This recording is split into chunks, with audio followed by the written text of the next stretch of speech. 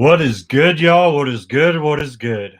We got a special one tonight. Tonight we're doing our salute to service. So, as a veteran, I want to thank all of those that have went before me, those that are going to come after me, and took the time to serve our country.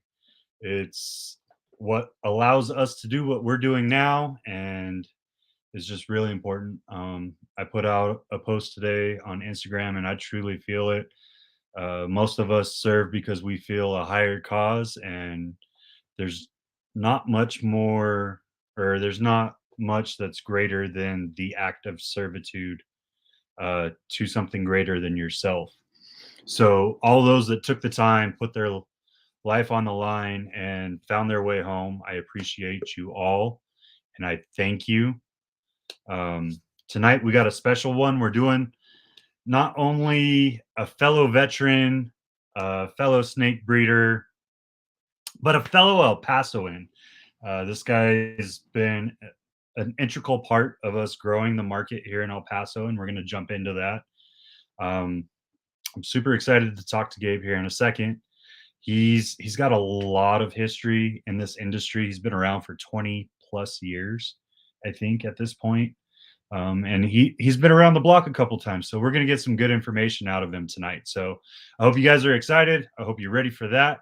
Before I jump to that, I just want to thank all you guys for stopping in, watching, and I want to thank our sponsors. I couldn't do what I do without them. And man, it's all about taking care of your animals to be successful in this industry. And with that, you need the right equipment.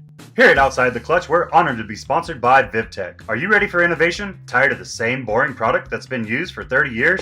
Ready to give your reptiles and amphibians the UV they really deserve? Then look no farther than VivTech. Their 3-watt LED bulbs provide the UV rays your animals have been missing. With 3 bulbs to fit your pet's climate needs, plus a dimmable feature, it's the only bulbs we use for UV. And it's the only bulb with a 2-year warranty in the industry. Plus now you can monitor all your pet's husbandry from your phone 24/7 with their sensors, and even ship your customers' animals in their custom bags. So what are you waiting for? Go to vivtechproducts.com today, use code FCLUTCH0322 for 15% off, and provide your animals the best care they've ever had. And y'all know I'm a huge avid supporter of ReptiChip. I love this stuff. Are you ready for the best coconut substrate in the game? Then you gotta get ReptiChip. First off, it's America's chip because it's veteran owned. Secondly, why wouldn't you want the best cocoa chip for your animals? Go to reptichip.com, use code FEELYCHIPPIN for 10% off up to 3 breeder blocks, or your entire order of Easy Hatch trays or any Redline Science equipment on the site. Limit 1 coupon per customer. Or reach out to me as a representative in the El Paso area, and don't forget to join the Reptilution, where all profits go to helping those in need within the reptile community. And finally, I want to throw a huge shout out to Show Me Snakes. Mickey's doing a bang up job, working his butt off. Man, Venom Fest just went down. There was some craziness that happened, but overall, it was a great show. Dude puts out multiple shows a weekend. Like, I don't know that there's many people in this industry that work as hard as he does. So make sure you go out to Show Me Snake shows, find the nearest one to you, and let them know that you came because of me. But without further ado, I wanna bring this man on, and we're gonna get started. There's gonna be a lot of good information tonight. So go ahead and put your hands together and give a warm welcome to Gabe Rother of Roths Reptiles. All right. How's it going, everybody? Thanks for having me on. What's up, dude? You know, same old grinding. Man, Fed everything today, so doing good on that aspect. Cleaned up some stuff. The struggle of freaking keeping animals, right? Yeah, definitely. Happy or not happy? What do you call it? Well, thank you, Happy Veterans all the Day. Veterans. Yes, yeah. I'm happy that everybody does support veterans and things like that. Like John was saying, I was close to 23 years. I joined in January of 2000, and was a scout, and then I reclassed later on and became a lab tech. But yeah, the Army was a big thing, and that's where I got into reptiles on my own. My parents, they let me keep like tadpoles and stuff like that growing up, and so that was always fun, and I liked all that stuff. But then when I was in the Army, I'm free, and Oh Python in no, 2000. What's up? you're good. You're good. You popped Oh, in and out real quick. okay. Go ahead. So I got my first ball python in 2000, about 2000, before 9/11. I bought some leopard geckos. They were straight from Afghanistan, down in Manhattan, Kansas, down in big old Fort Riley. So I got into those and was trying to breed those a little bit. Had, mediocre success, and that was pretty fun. But yeah, it was just snowballed from there, actually, for sure. What's up, Christian? So let's talk about it a little bit, man. Like what developed you to who you are, not just in being a veteran, but in animals then and of themselves. Like what's your background with animals before you even decided to be a reptile breeder? Right. Okay. I'm originally from Nebraska, and my family had a family farm, and so we had pigs and chickens and horses and cows, and that's what spurred my love for animals. And then my grandpa, he always had National Geographic, so be flipping through there, looking at the women from the old Aborigine tribes and different things like that. But the animals in there, right? The exotic animals that we didn't have in Nebraska was the big thing. My parents always took me to the zoos or aquariums or anything. That was always a big thing for me, and they always took me wherever we traveled. My uncle is in the Navy, so where we would go out to visit him wherever he was stationed, and do that stuff. And I always liked that, and the breeding of animals, it was all part of my growing up. And I joined the Army and was like, all right, this is fun. Farming's really expensive. I don't Yeah. know what I'm gonna do, but um, so I joined the Army. I was like, give me the biggest bonus for a short amount of time. They're like Cav Scout. I was like, okay, whatever. So I did that, and I was like, well, that kind of sucks. I don't know if I could do that for 20 years. So I reclassed, Yeah. and that took me Not more the into the nicest science. As not the what's that? nicest MOS for sure. Right, right, right. It was fun. I did a lot of cool stuff, and that experience is grateful. I'm grateful for that experience. But then I got into the lab tech stuff, and I was stationed out at Fort Detrick in Maryland with Brian Bodie, stationed out there with him, but I didn't know he was into reptiles back at that time. That was like 2005, and so I knew of him, but I didn't know he was into the reptiles. Well, I got into dart frogs at that time, then really big, and there's a lot of breeders and stuff out there on the East Coast, so that was really cool. And met a lot of them and started getting into dart frogs. And a couple years later, I just kept getting into them and into them, and I had kept 105 of roughly 165 different types, and I successfully bred 85 of those. So I was really pumped and stuff. And That's then just in dart frogs? There's that many species just of dart frogs? yeah, what Holy yeah, species crap. morphs, whatever you want to call Yeah. them. Yeah, and so that was really cool. That pumped me up. And then I came on recruiting duty, moved out to Wisconsin, and got back into snakes.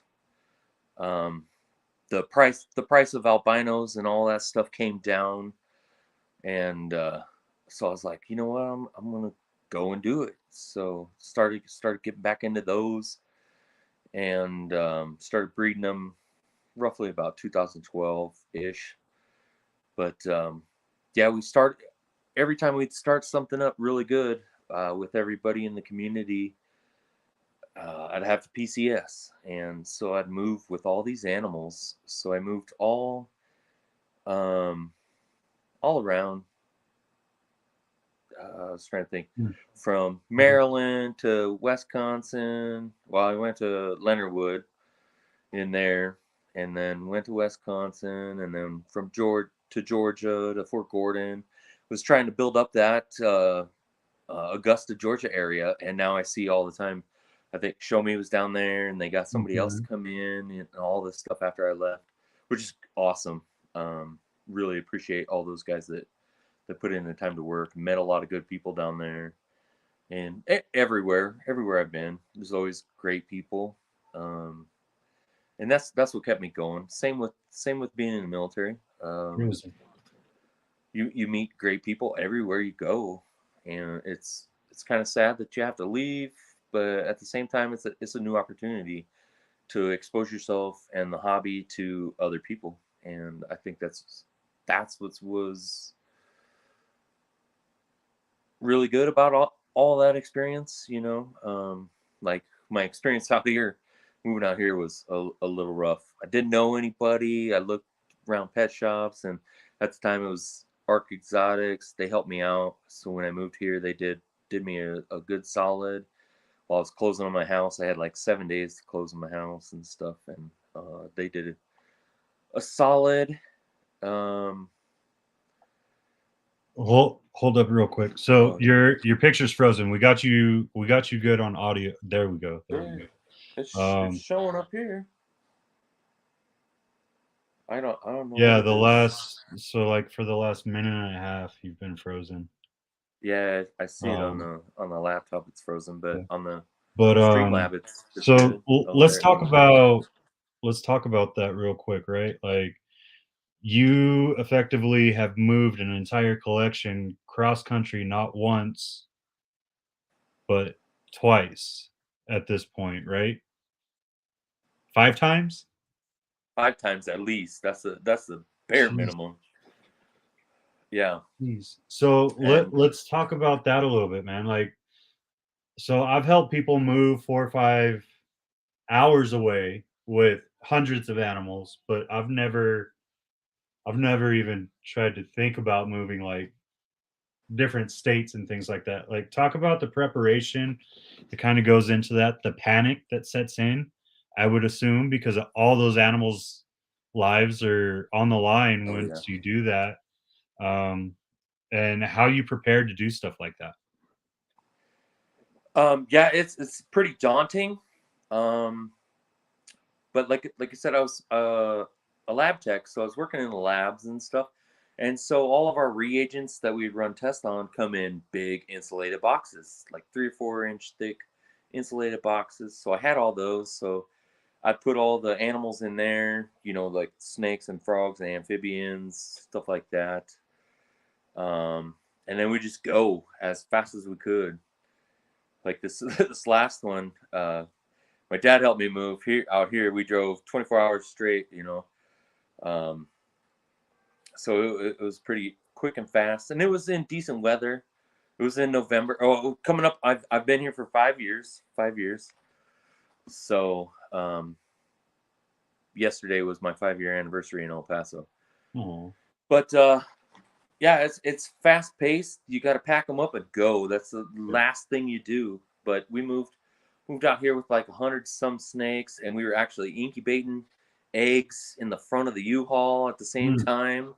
They actually started pipping in the U-Haul, and then when we got to the hotel, the rest of them pipped and came out.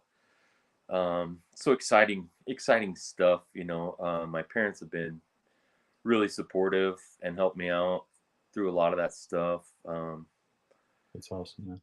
But my lady Tanya, she helped me pack from Georgia, and then I came back down like a month later and packed her up, moved her up here, and then I had to go off to Afghanistan. So her and her daughter Siri, they took care of everything for 9 months while I was in Afghanistan when I got here. That's great. which was a blessing. You know, bless their hearts and thank them very much for all that they did while I was gone. I know it was pretty quick and fast, but they helped me through that. And ARC, or EP Exotics now, they helped me out a lot. So Nice. So, it's what was going to that too? Like, so you've 20 years in the industry, 20 plus years of service. So you've always had to take care of animals and deal with the crazy with the lifestyle of Army. a Yeah. military service member, not knowing when you're going to be home, not knowing what time you're going to get off, things like that. How were you able to juggle all that, man? Like, Most of it was pretty easy. Like I said, I had after I reclassed and stuff, the lab tech portion of my job was pretty cush for the most part, and then recruiting, I was a recruiter. That was pretty cush. So it was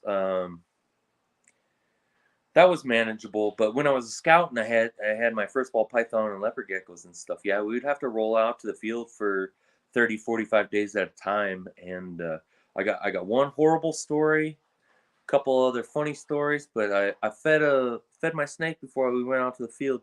Well, we left, he regurged, and that thing oh swelled up no, huge in the oh in my no, damn barracks room and exploded, and it stunk like dead animals for a oh good 3 no. weeks. It was pretty rough, but it was stories. Then that snake, I don't think they had. I had it in a 10-gallon aquarium, as a baby, and we didn't have like the cage clips, or I didn't know about them back then in 2000. And he got out a couple times. So somebody brought him to me in the motor pool. They were like, "Is this your snake?" And I was like, "Yeah, that's No, mine." yeah.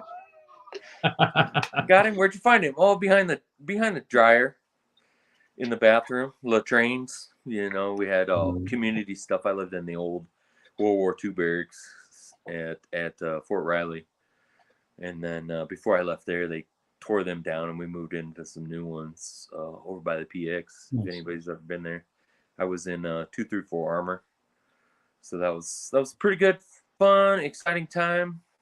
Um, but yeah, it's a lot, and people don't realize that. Like, I moved out here with all my rodents, all my animals and stuff, and like I said, my dad came down and helped me pack everything up, and we just hit the road, and we did 1,100 miles in roughly 24 hours, let's say. But it was fun, exciting. So yeah, if you ever got any questions about moving, let me know. We loaded some of that, like the rodents, straight in the racks. And at that time, I had some water bottles, and I was like, "Oh, I'm gonna keep them hydrated."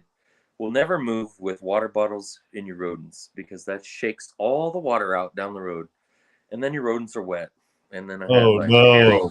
Harry's like, Oh, "Damn, man, what kind of shit you got going on?" And I'm like, "I know, I learned."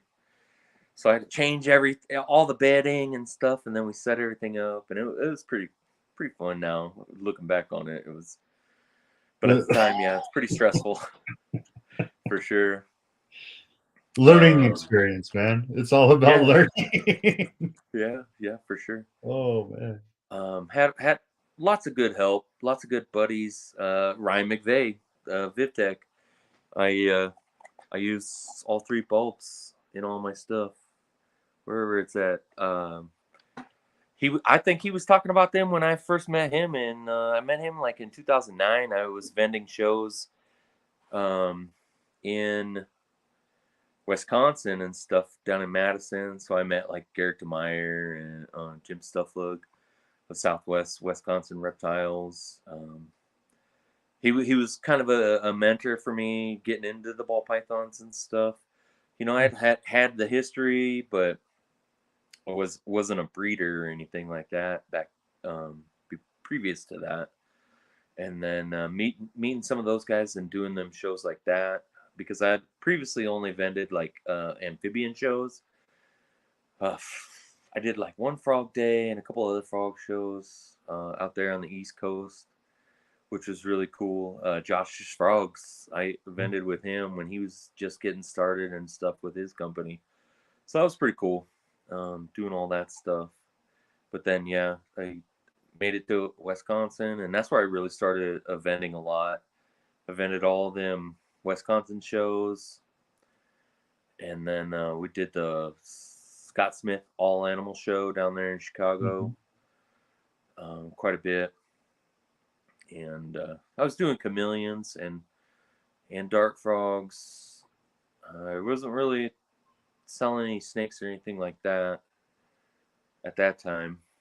It was later after that. Well, let's talk about that a little bit, man. Like you've been in the industry longer than a lot of people. You've obviously seen the ebb and flow, the ups and downs of the markets. Like you've been around for it all, whether it's directly affected you or not. You've been around to see a lot of it, and you see a lot of people get worried every couple of years, or a lot of people saying, "Oh, the whole market's going to crash," or things like that. What's some of the crazy stuff that some of the crazy stuff you've had to deal with starting out, like in your time in when you started versus like now? Like what's really changed over the last 20 years for the good, the bad? Like where do you think the market's going to go? Things like that, man. Okay. So some of the things getting into the projects and stuff, because like my first big investment was a albino spider, and that was $900, back in 2008 or whatever. I was buying het pieds and stuff like that, and they were going for $600-700 a piece.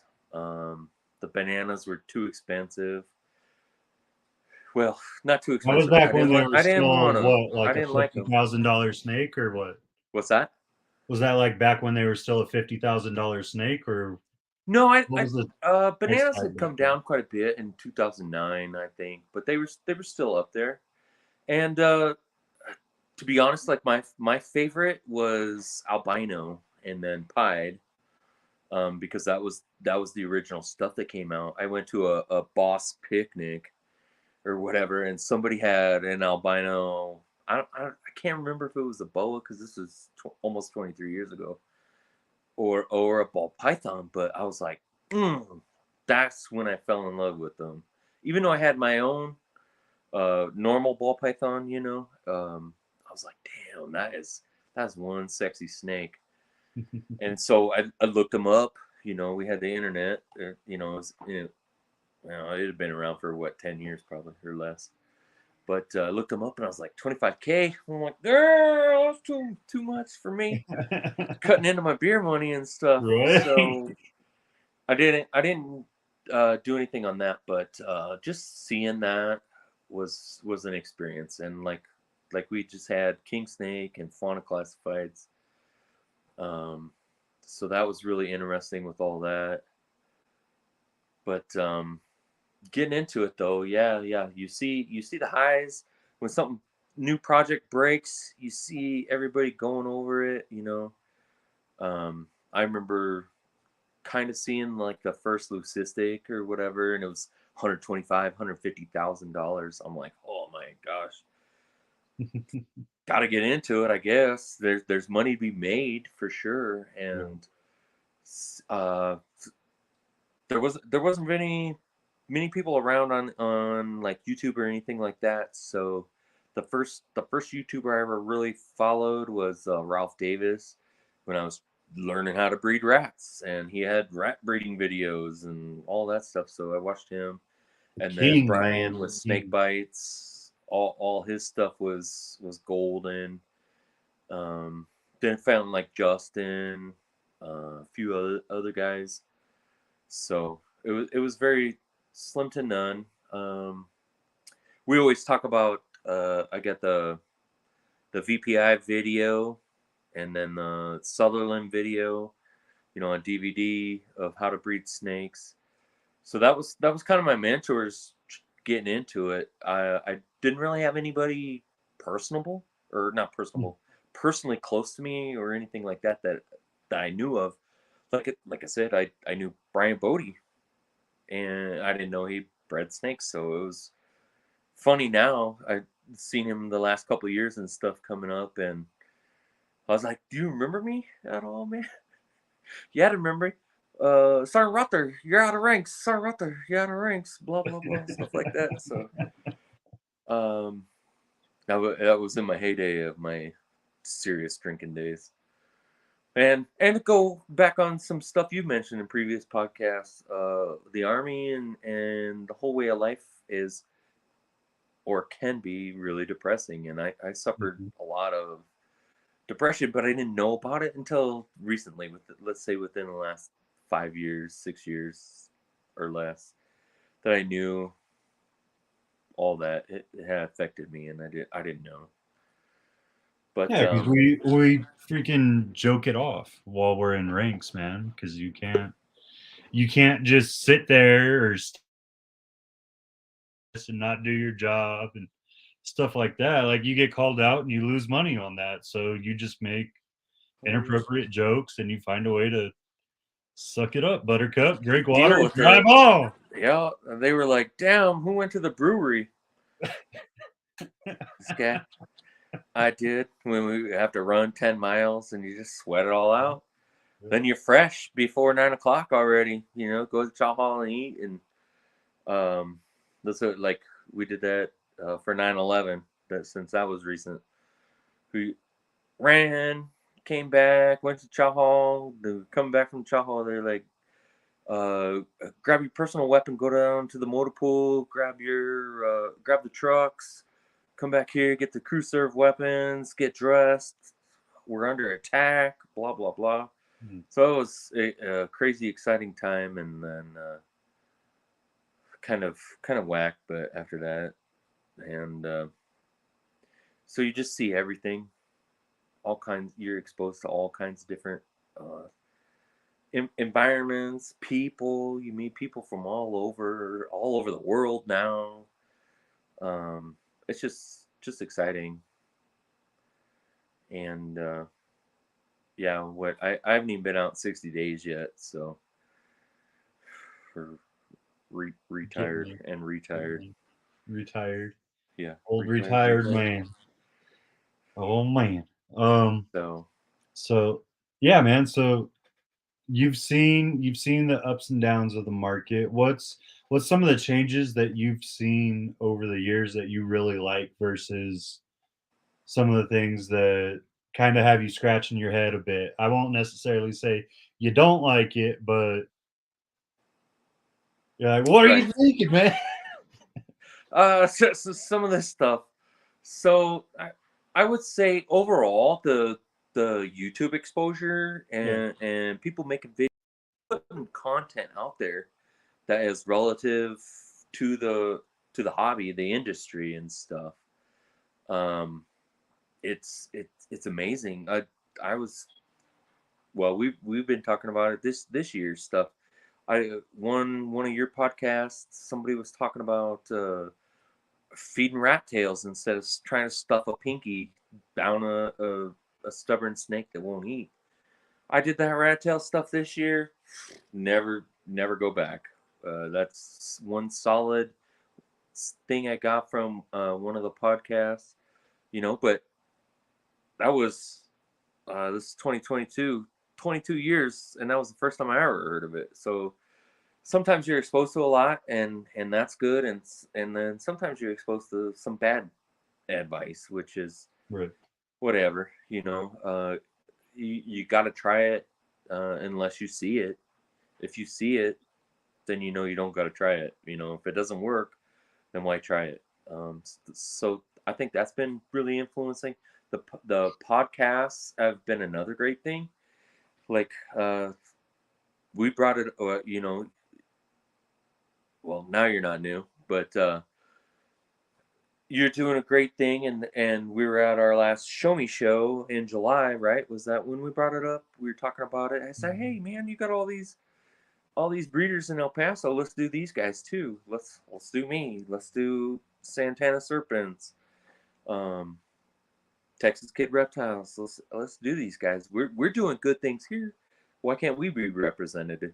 We don't know all the in now YouTube podcast people. I mean, Christian's getting better and better with all his stuff that he's doing.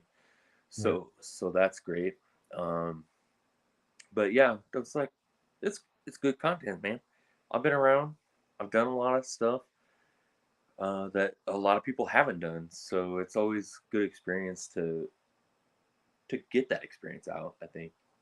Yeah, and I think one of the biggest things you've contributed, man, is finding a way to bring us all together.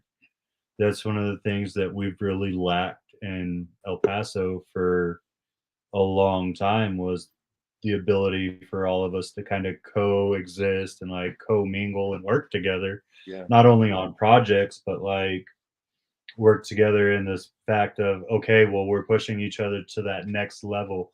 We're pushing Right. each other to try to be better or do more in every aspect versus just surviving. You know what I mean? And you did a great job of creating a group and kind of having us all get each other's backs, which is what you need, which showed your leadership from the military as well. It showed that you had that leadership style.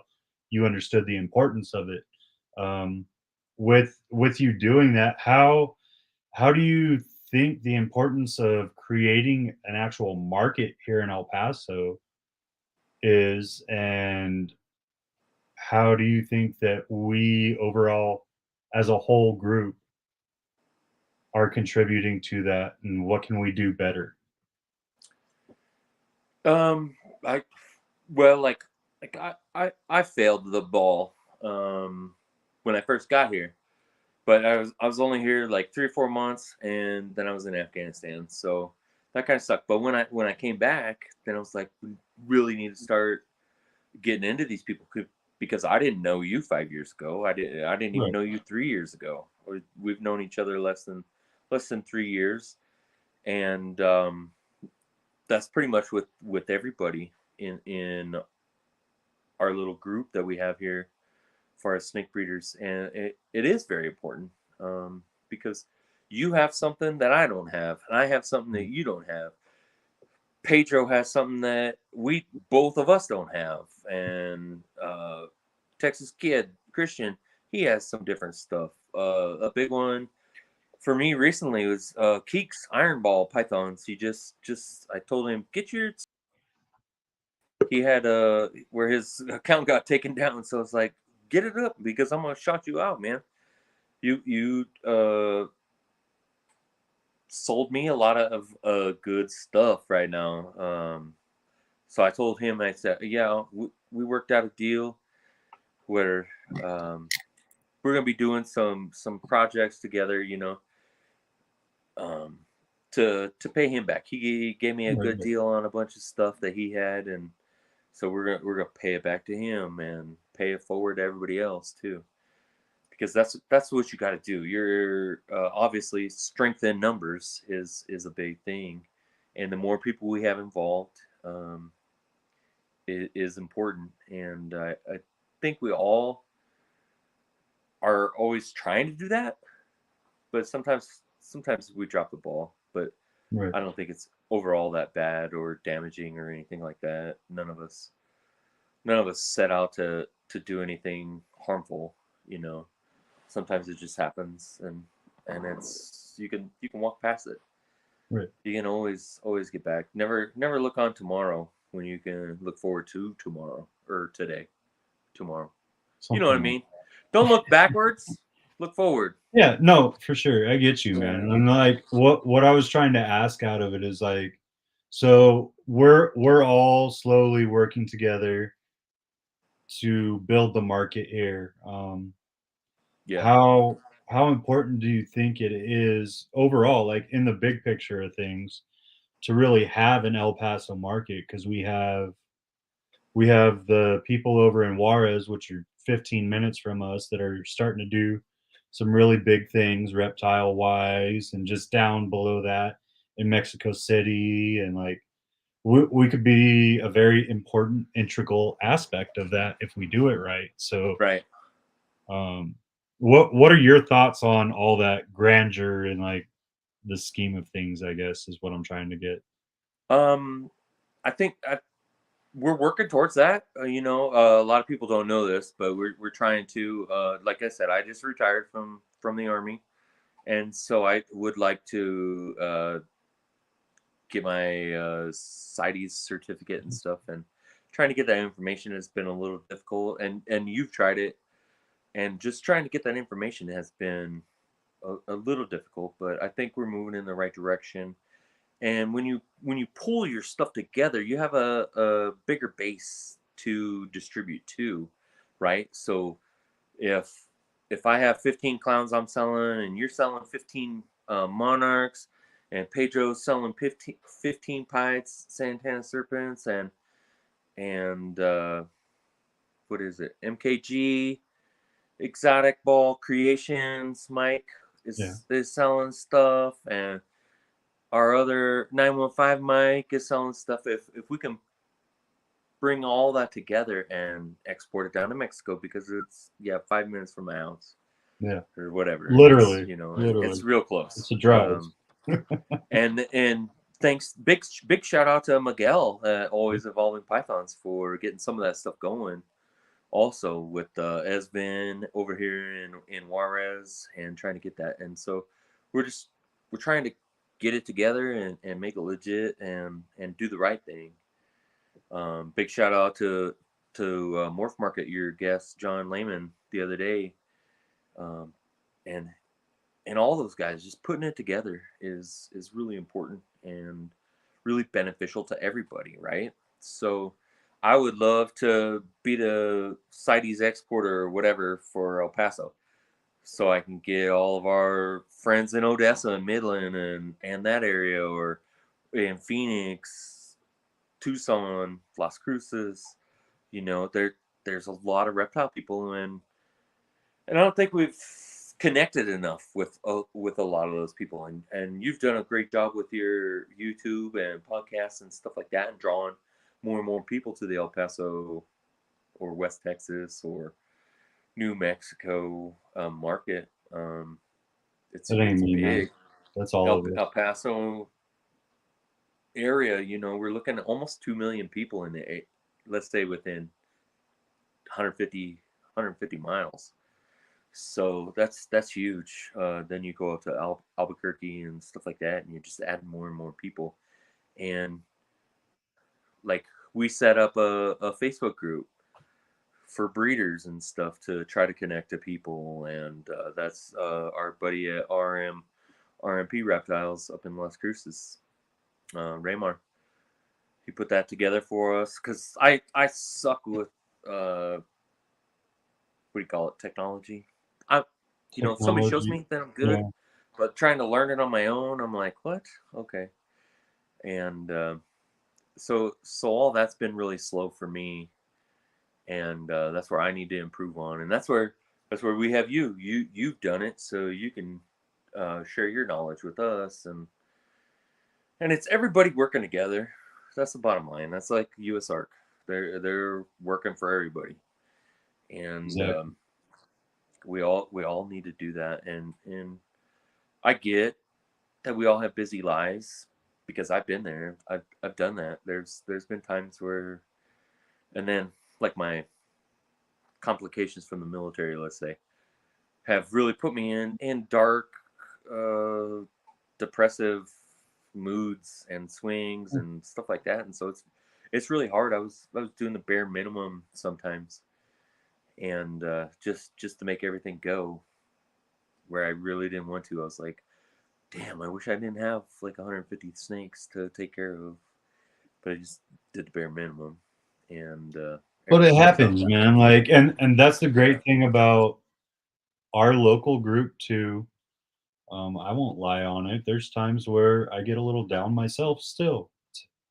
Like, our group does a really good job of checking on each other every day, helping each other out when we need to kind of take a knee. Like after Odessa, I was sick for like I was barely Yeah. getting out of bed for 2 weeks, sick, and it didn't come back as COVID, but whatever it was, it whooped my butt. You know what I mean? So Stress, yeah. When you try to yeah, go if it 45 wasn't for hours in a everyone row, else, that's a lot. I would have had a lot of issues in El Paso, but we got each other's backs, thankfully. And I agree, man. And that's the way it is in business too. Like you have your competitors, though I don't feel like any of us are competitors because we're all working together. We all kind of have somewhat similar um projects, but we all work them in different ways, so it doesn't matter.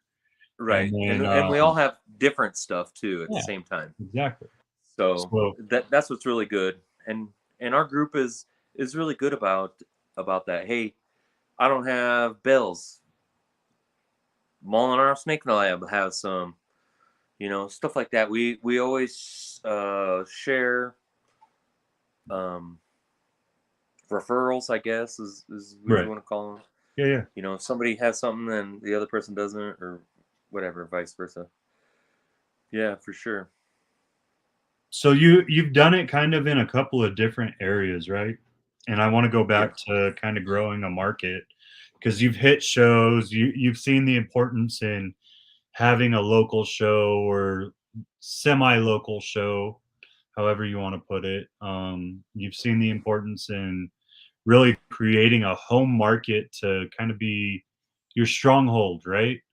When times are a little bit down, especially with the way people are looking with inflation With and the stuff. economy, yeah, Oh, the inflation. economy, like people sometimes don't spend the same money that we were seeing in COVID times Sure don't. per se. So, what's some tips that you would give out for growing a local market? And then on top of that, what's kind of some of the struggles that you've faced in growing your local markets in multiple areas because you've done it in a lot of different Right. states. Yeah.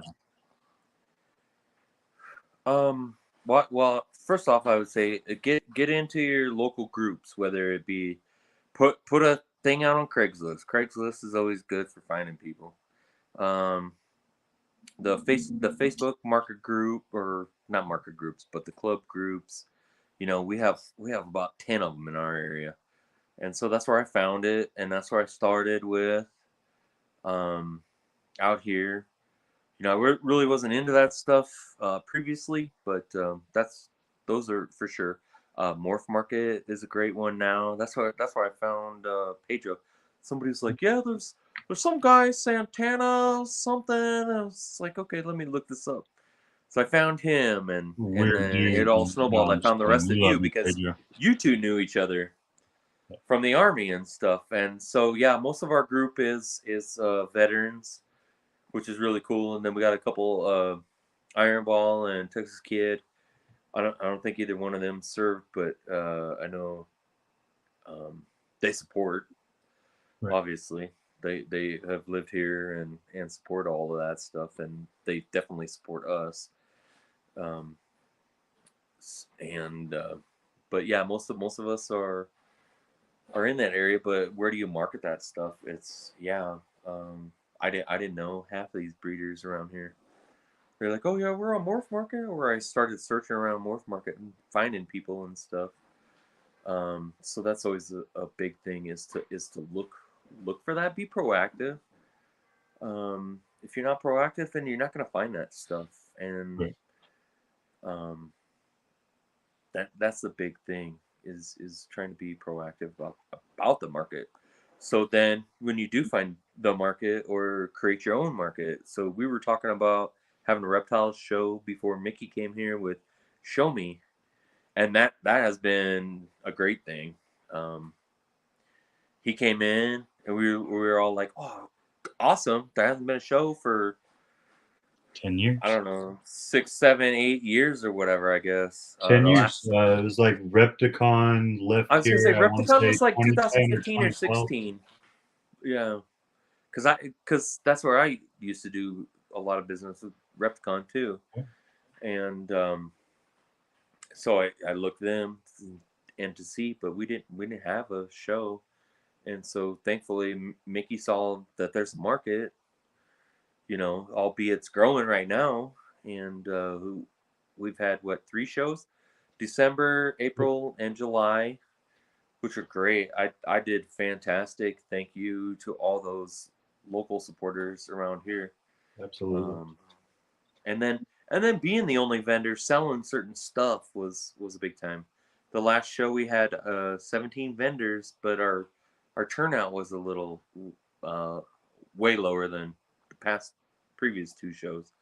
So, Yeah, and but you've got to market yourself at them shows too. that was weird, man. Like it was just Yeah.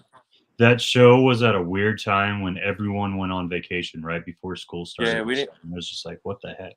We didn't know if it was after the 4th of July and everybody spent all their money on firecrackers. We don't, or school was out or something. You guys said. So well, even the roads were empty, so I don't know what was going on, but something happened in El Paso during the 2 weeks. Yeah, there's no turnout. It was all right. The hardcore reptile people were there, and I appreciate them for sure. And I think that's where we're building too. The market is more and more people are becoming exposed to it. I ran into a guy yesterday that bought like 7 or 8 snakes from Santana Serpents. He probably won't ever buy. But say that again. Say that again. You bleeped out. You cut yourself out on that one. You're like, oh, I'm going to say something bad. Hold on. No, I said he bought like 7 snakes from Santana Serpents, and I met him, and I was saying no more for Santana Serpents. Right. No, I'm just kidding. Pedro's a good dude. We love him. I bought a lot from him. We traded some, and he got me into like the Batmans into clowns, because I didn't when I first seen clowns 12, 15 years ago, I didn't think they were that special. And then you got Justin at Canova doing all these things, and everybody else doing all these wonderful things. I'm like, damn, now they look good. I love them. So I don't know how many years, 2 or 3 that I've had them, and I held back like 10 females, and then I bought about 10 more females this year of different sizes and stuff. Right. So my clown game is getting strong. I just got into the clown pied stuff. Keeks iron ball pythons, he had some stuff, and like I said, he's one that we're working some projects with. So then I had to buy a full clown pied male so I can really get into it. Got into the freeway kind of stuff. Well, last year I was trying to go for highways or whatever. I bought this male. It turned out to be a super stripe, which is cool, because Dave Levison told me super stripe was a underrated, underworked gene, and I agree with him. It is. I've produced a super awesome cinnamon super stripe with the pied marker. Hopefully he proves out pied. But yeah, and then like I said, I really got into albino pie or albino stuff, and then I got into albino pied stuff. So I've been producing albino pieds. That was kind of my signature stuff there for a couple years. So I produced a lot, and everybody around here, except for like maybe you and Mike, don't have one, but we can fix that. But so the freeway stuff, I'm excited. I'm sorry, I got a ton of yellow belly if you're stuff. talking about old school albino stuff, I just can't touch it. I love you. What? You got a few. I have one. One, okay, one now. And she's about to leave too. And that happens. I got other albinisms that I want to work. Right. Yeah. Monarch stuff. Yeah. Is a different Monarch. Yeah, they're all good. You just gotta do what you like, do what you can afford, and go from there. That's what all the big breeders talk about. That's what they say. Do what you like, do what you can afford, and do what makes you happy. And that, I think that's very important. That's a big key into doing all this stuff. If you don't like what you are doing, then switch it up. It's too easy. So let's jump into something else just real quick. We'll get back to the ball python morphs and all that, but I really want to take advantage of having you on here for the multitude of species that you work, because it's not like you just work ball pythons or you just work dart frogs, which a lot of us don't even have information on. Like I didn't even really know much about dart frogs till we started talking. Um, so how many species are you currently working right now, and what have been some of your favorite over the years? Because you've kind of had a few come in and go out over the years as well. Yeah. So let's go with currently I work with I got a bunch of albino boas stuff, leopard and blood projects. So I mean I don't have a lot. I got like 15 snakes. I got a big ass carpet python, head albino, obviously. Head albino. Gotta have that. But I don't Albino have the enough for world. her. So I might do a hybrid clutch on her. That's what I was thinking about. I was like finding my biggest, cheapest male ball python that I have and trying to breed them.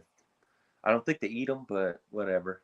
Kenyan sand boas, I've always kind of liked those. So this next year will be my first year trying to produce them, because I tried earlier on this year but didn't have any luck. King snakes, so I got a lot of black and white cow king combos. And then MBKs, I was sitting at like 2.4 of those. The Cow Kings, I had like a 2.6. The Boas of 4.9. Then I do leopard geckos. I do a lot of Trimper albino and then Max Snow stuff, Murphy pattern stuff. And I really like the Super Max Snow stuff. I produce some really cool stuff. If you check out my Instagram, I just got onto Instagram less than 2 years ago, or 2 years ago, right? I think it'll be 2 years in December. So I post some stuff up there. You know, I'm trying to work some of that. Then I got crested geckos, which I was going to sell to you, and then I was digging around and found that they were breeding and had babies. I had like 6 babies in the tank because I did a bioactive, I guess, from my dart frogs. I got bearded dragons. I do some of those. Zero stuff, leatherback stuff. But I sold out on most of those this year, so that was great. I picked up a rhino iguana for my birthday, a little female. How's that been, man? What's that? That's got to be an experience messing with the rhino. She's a little feisty right now yet, but she's getting better. I've had her since July, so early August. So she's getting better. Now that it's cold weather and we're wearing pants and sweatshirts and stuff after the sun goes down, it's a little bit easier to I need to work with her more. Yep. Yeah. I got some Timor monitors. I've had them for like 9, almost coming up on 10 years. Nice. I've seen some copulating, or what I thought was copulating, but I really haven't focused on those, and which I need to. Our buddy at VivTech, shout out to Ryan and VivTech again. He does some, so I need to call him up. We talked a couple weeks ago, which was good. I haven't talked to him since I left Wisconsin. Really talked to him since I left Wisconsin, like in 2012. But yeah, he was a great guy. And that I was telling him, joking with him the other day. I was like, man, I should have left my ball python collection with you, and I have a lot more, different stuff or something back then. And that was probably a smart move, but I didn't make it. No, I'm just playing.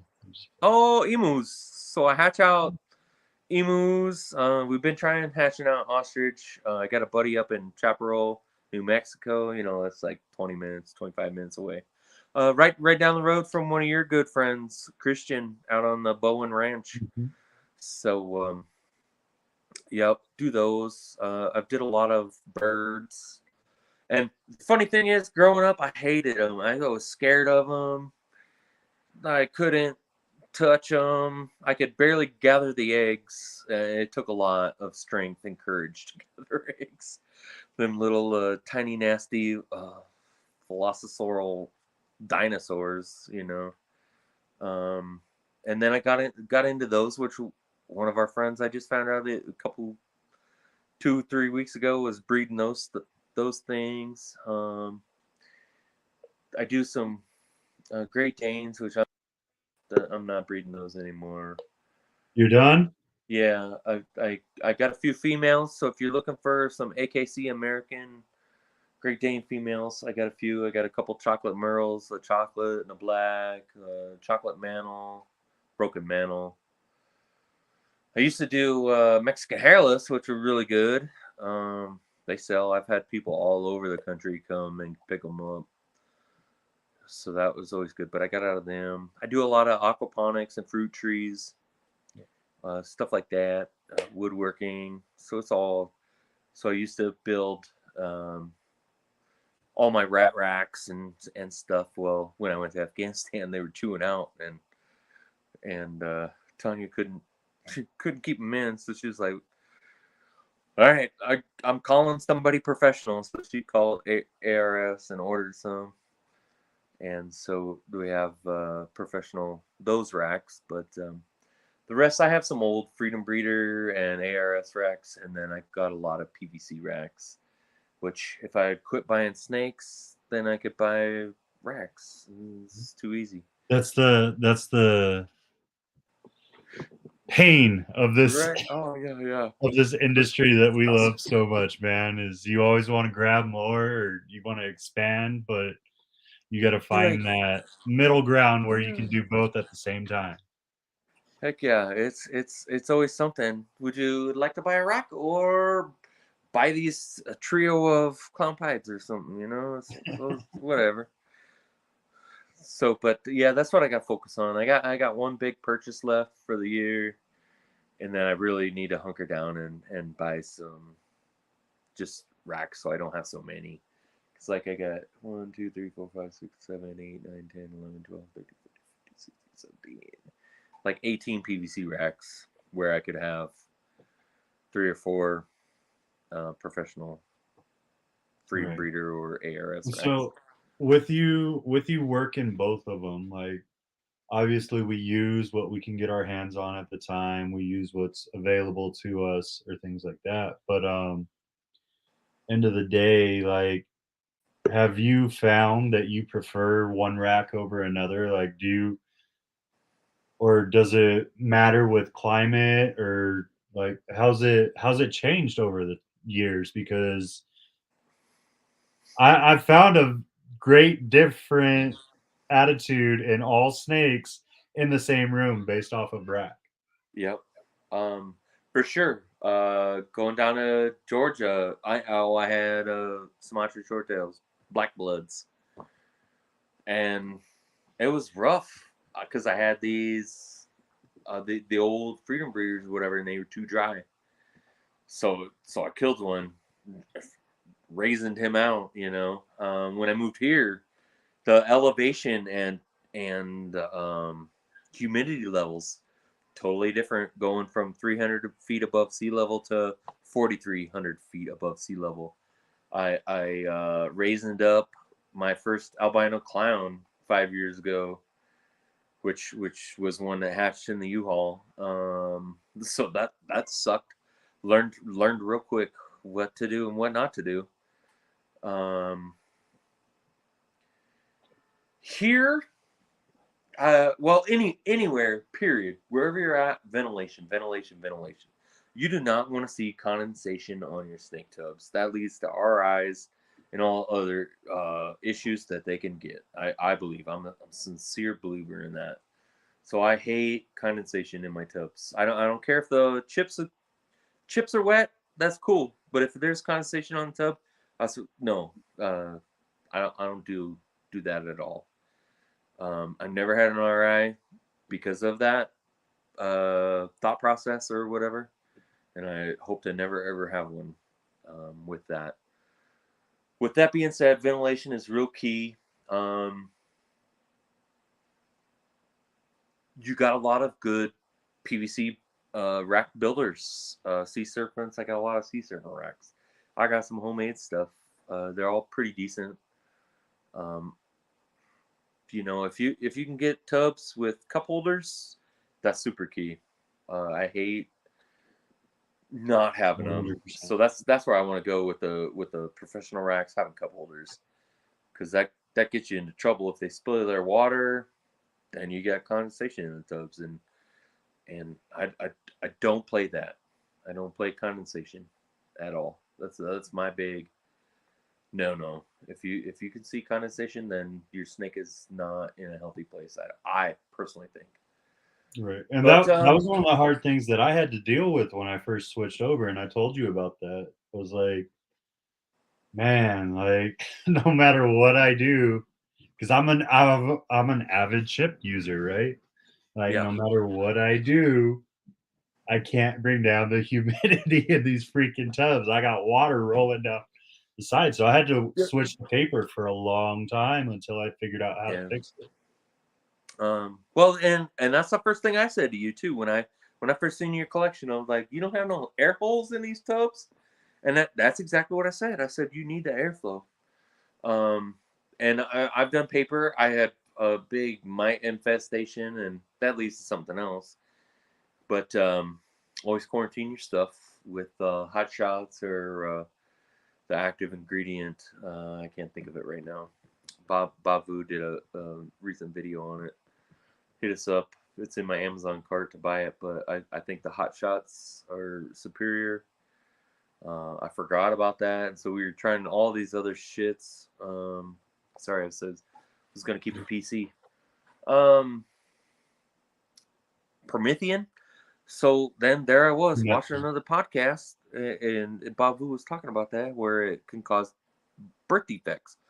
So I did this stuff last year in 2021. I had that mites, and so I was doing Promethean. Well, that causes birth defects. So this year I had like 3 clutches with severe birth defects, and I've never had that many ever, and so I think that explained it. 4 possibly now. Yeah, I just had this last clutch pop out, and then snake. So that was interesting, but so I haven't used Promethean in a good almost 2 years now, or 18 months roughly, or whatever. So I'm hoping next year will be better. But yeah, just use the hot shot stuff. I used it before I bought a boa when I was in Georgia, and it came in with mites, and I had the hot shot, and it killed it all. And people were saying, "Oh, it does funny stuff to your animals." Well, I was like, I never had any problems ever. So no, I don't think it does. You definitely don't. You want to pop it before your last time in the room when you first pop them, because they stink and the pesticides aren't that good. But it kills mites, the gnats, everything, all in one shot. But where are we going with this? I get I don't know. off Let's let sometimes. you ramble. Yeah. That's a big thing. Humidifiers. My buddy from Borderland Morphs, or our buddy Eric Haley at Borderland Morphs, turned me on to these humidifiers. So you can grab the water tank off, and it fills from the top. Super easy. There's at least 3 adjustable levels that I know of. It comes with lights and all this stuff. Great products. They're about like $30-40 on Amazon when they're on sale. I love it. I bought some extra ones. They're sitting in the closet. I was just saying, and airflow. Airflow is a big thing. People don't, you see all the big breeders. What do they got? They got fans, airflow, constantly moving air. You gotta have it. I shut all my fans off except for a little one. You know, it's 20 feet away from me, so I hope you can't hear it. I can barely hear it. Pretty good. Oh, I think that's important too. Like we were talking about racks and why you chose the racks that you choose, and if you saw differences in them. But yeah, I had to remember too.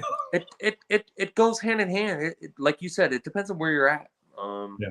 And what you're using for substrate. We have our good buddy Mike, MKG. He does only paper towels. He loves that paper, man. Yeah. When you have a smaller size collection, you know, it's more manageable. But then you got Dave Palumbo from Palumbo Pythons and Boas in Florida using all paper towels, and he has a huge collection. So it is where you're at, and you got to remember that when you're watching people. Not everybody's stuff is the same thing. We all have different things. If I live in a block house, it's a cement concrete block house, so it's different than somebody else's house that's stick built and stuff. If you have refrigerated air, or I have a swamp cooler, you know, there's all that different aspects that you have to be aware of and taking different temps. And so I have thermometers all the way to the top of my room and all the way on the bottom, all throughout. And so I'm constantly looking at them to see where I need to be. I think around 40% humidity. I don't have any blowouts or any stuck sheds, whatever you want to call them. But if it drops down, I think like when I went to when we were at Odessa, I forgot to fill my stuff up. And I forgot to tell Tanya, hey, fill that up. So I had a couple blowouts after that. But, you know, as long as it's not on their eyes, it's fine. If it is on their eyes, put some water, some petroleum jelly, some kind of like coconut oil, stuff like that. That's non-toxic, non-threatening, and you can get rid of them. But I'm not. That's the only. Other than that, if they have a blowout, okay, I'll feed them 2 times and they'll shed out again or whatever the case is. It's not that big of a deal. But people really harp on that. But as you know, I use ReptiChip as well right now. You're welcome. Yeah, where'd I get it from? Where'd you get it from? That's Who helped you unload it? Yeah, That's right. That's right. That's why So you we went get and it. got it, and yeah, I think I'm your biggest customer so far. Yeah, probably. Right? Yeah. You definitely buy it in the biggest supply at a time. Yeah. But I have a big collection, and so just basically, I don't know. I got about 65 breeder female ball pythons. I'm growing up about 30 right now. I got about 40 breeder male, 35, 40 males. Then I got like the 15 king snakes, 15 boas, 10 sand boas. I even put my leopard geckos on it. I used to use paper and stuff like that, but with my problems that I have, finding motivation and all the other things, current problems. I found putting them on ReptiChip has been a lot better for me. I don't have to worry about cleaning them all the time. You know, I can get away a week or 2 longer, stuff like that. So it makes a difference. We've had one of our what do you call them, mentees? Mm-hmm. He menteed for you, menteed for me, Richard. Does he even have a snake name? I don't know. But yeah, he comes out and helps a little bit. He was helping. I had back injury and stuff, and he helped out quite a bit with me during that. So that was nice. And now I'm picking up some rats from him. Obviously, you and Mike have big collections, so you guys use up all your stuff. But you know, if you got extra, I buy from you. I try to buy from everybody. whether it's snakes, rats, REPTILE, or whatever. We got to support each other as much as we can. Obviously, sometimes if you're selling a $5,000 snake, I'm not in the market for it. I can't support you, but Right. I can share your stuff and support you that way. And people forget about that too. I think we do overall good job down here in El Paso about sharing each other's stuff, or liking it, thumbs up in it, stuff like that, which is really good because some people don't have that support and a network like we do. Well, it was like we were talking about earlier, man. Like it helps drive us. Like when I bought my collection this past year, and I was like, hey, I'm gonna start moving some animals. And I was going out to shows that not everyone was going out to, so I'd reach out and be like, hey, anyone want to put animals in, or Right. Yeah. hey, is there anything I can help with? Like, and I was putting out stickers and like Yeah. You took business cards some and of stuff my like extra that mails for other to people when wherever they buy. meeting. Yeah. Yep. So I And think it's sold some. important for all So of us to work together at times, especially yeah.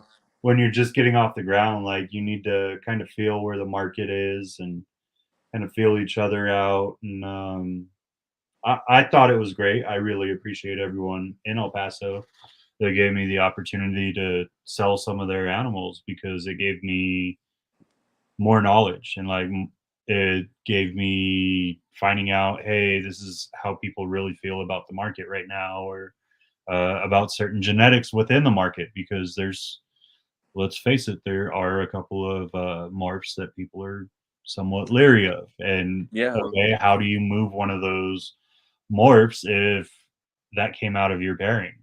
So things like that. Like Yep. I Yeah. think it was a well rounded experience altogether. And then when we get to shows together, like when we did Odessa together or we do El Paso together, it's I don't It's know how to fun. put this. Fun when Yeah, you're it's not as fun. We'll put it as it's fun. yeah John Zombie ass, but Yeah. and that happens. It all does, and that it gives you a different insight and it makes you think about, hey, this didn't go as I thought it was going to go. Let's make it better next time, or Right. whatever. What can we do to change this? What can we do to make it better so everybody benefits? And that's really hard. Like if I was to take somebody's show, I'll be like, this ain't my snake. I'm bringing it for a buddy, and here's the stickers, here's his contacts. You can pay him that way. That's what or however it has to go down. But it's all kinds of stuff. You can sit there and say, oh, it was a fault of somebody, but it never is. It's a fault of both people if something goes bad or doesn't work as way as we thought it was, because we didn't know. But now we've done this, so now we know kind of what to expect and to better ourselves. Right. And for anybody else out there wondering the same questions, well, hey, now I have experience on this, and I can tell you my experiences on this, whether it was good or bad or whatever. And also with that too, it's like you were showing what El Paso has to offer by having these other breeders, and myself included, selling our snakes for us when we couldn't go. You had extra room, so here, try to sell these. If you do, you do. You don't, you don't. It doesn't matter. Um, it's it's a try. There's some whack ass statement about trying, but trying is half the battle. Like the more you know, GI Joe. So. Um, and that's So what it is. It's all yeah. about getting out there and doing something different. We get stuck in our same old, same old, same old. And if you're not trying something new, like if I didn't try them rat tails, I don't know where I'd be at. I'd be missing a few more snakes than You'd I am. be you'd have some very fat king snakes is what Well, you'd we, be we doing. would traffic more business to our buddy Molinaro Snake Labs. He does wet Yeah, that's for sure. specimens. That's for sure. Yeah, So if that's for something sure. doesn't work out for us, doesn't make it, then we sell it to him, and he does his magic and sells it. So the snakes are getting a double life. If they didn't get their first life, then they're getting their second life, and I think it's awesome. We were at the last show. Kerry sold more dead snakes than alive snakes, so and he probably outsold both of us. So Right. it For was sure. a very humbling experience because I've seen it, but never had that firsthand experience of it, and that's why shows are good. And I'm very thankful for Mickey and his people at Show Me Snakes, for sure, for bringing them out, making the show in El Paso, because that was 3 opportunities for us to market ourselves. You came out that first show, and you didn't have. Yeah, I don't think you had any I didn't animals have to sell anything with for you. sale. I just brought a bunch of my snakes out You and brought a let lot, people and you, yeah, gave hold that and experience to gave people. education as I could. Yeah, to hold MBKs and rechicks and whatever else you brought. Yeah, and which was really nice because, like, as a breeder, I'm up in the air. Wash your hands. You and I both spray the table with Prevenamite and stuff like that because you can never be too careful. But at the Odessa show, I was like, I don't really got it. If you're gonna buy it, I'll let you handle it. But if you're not gonna buy it, I'm not letting you handle it. I got too much on my plate, and now with even though I have like a quarantine room in my hot tub room for 915 Mike, um, he hasn't seen it, but he heard about it. So I use that as a quarantine room, and Right. now I think going forward, I'm trying to build convert that semi trailer. I got a semi trailer in my backyard. Convert it to drop it on the ground and convert it to a reptile room. It's super cheap. Uh, Tanya got it for me one time from one of our neighbors down the street. So got to get that, and then get get that stuff out of the house. Get like the breeders and stuff out of the house, Yeah. and just keep like show stuff or for sale animals in one room, and I got plenty of rooms to do the nursery. So have all my young stock in one room, and not have to worry about too much. You can just do what you need to do. Real simple. So And that's let's jump on that too, man. Like, is with quarantining and with like having having multiple rooms to work, having a let's face it, a huge backyard. What's your thought on I don't have that luxury yet. One day. right, right. But Now I got them for the what's your dance. thoughts on building that kind of facility on your own land versus looking at commercial space here in El Paso? Because I know that's something that we had talked about too, is maybe a couple of us get together and Yeah. we rent out a commercial space and we just keep our stuff separate. Well, one, if it's your own stuff, you don't got to worry about anybody else. I think that's the number one key for that stuff. Um, but but having stuff together is okay too. If you rent a commercial space and you have separate rooms where you want to take the weekend off, I can come in and do everything Right. for everybody. Whatever my weekend, then you could have a weekend, and somebody else could have another weekend. I think that's a great idea. Um, but you obviously got to have people that you could trust and work with and stuff. And like I think we're pretty good. Most people in our group are pretty good now. We got everybody I think is on the same page. We're always trying to improve. We're always trying to do better. We're always trying to not quite one up each other, but if you're doing something, I want to be doing it, because if it's working for you, then I want it to work for me, or vice versa. However it goes down. You got Absolutely. MKG breeding mice, um, and he gives it to Santana Serpents or anybody else that needs them because he has extra. That's cool. Not everybody's in that same boat to do that, or yours and mine, Santana's. We got decent sized collections, so it makes a difference. We can't do that. honestly, because we can't even barely feed our own collections with this rat struggle that we've had this whole past year. It's been a shortage. But we haven't reached out to other people either. You know, we have a big breeder that sells to some of the pet stores and stuff in town, and I know I personally haven't reached out to him. I think a couple people in our group have bought from him in the past. Kiri has, and so we You just got to got to do find a that. way, man. We have a If you want to make this life a actual lifestyle, you got to find a way one way or another, and that's the hard part sometimes. Yep, and to go on that, like, you know, this not my full-time job.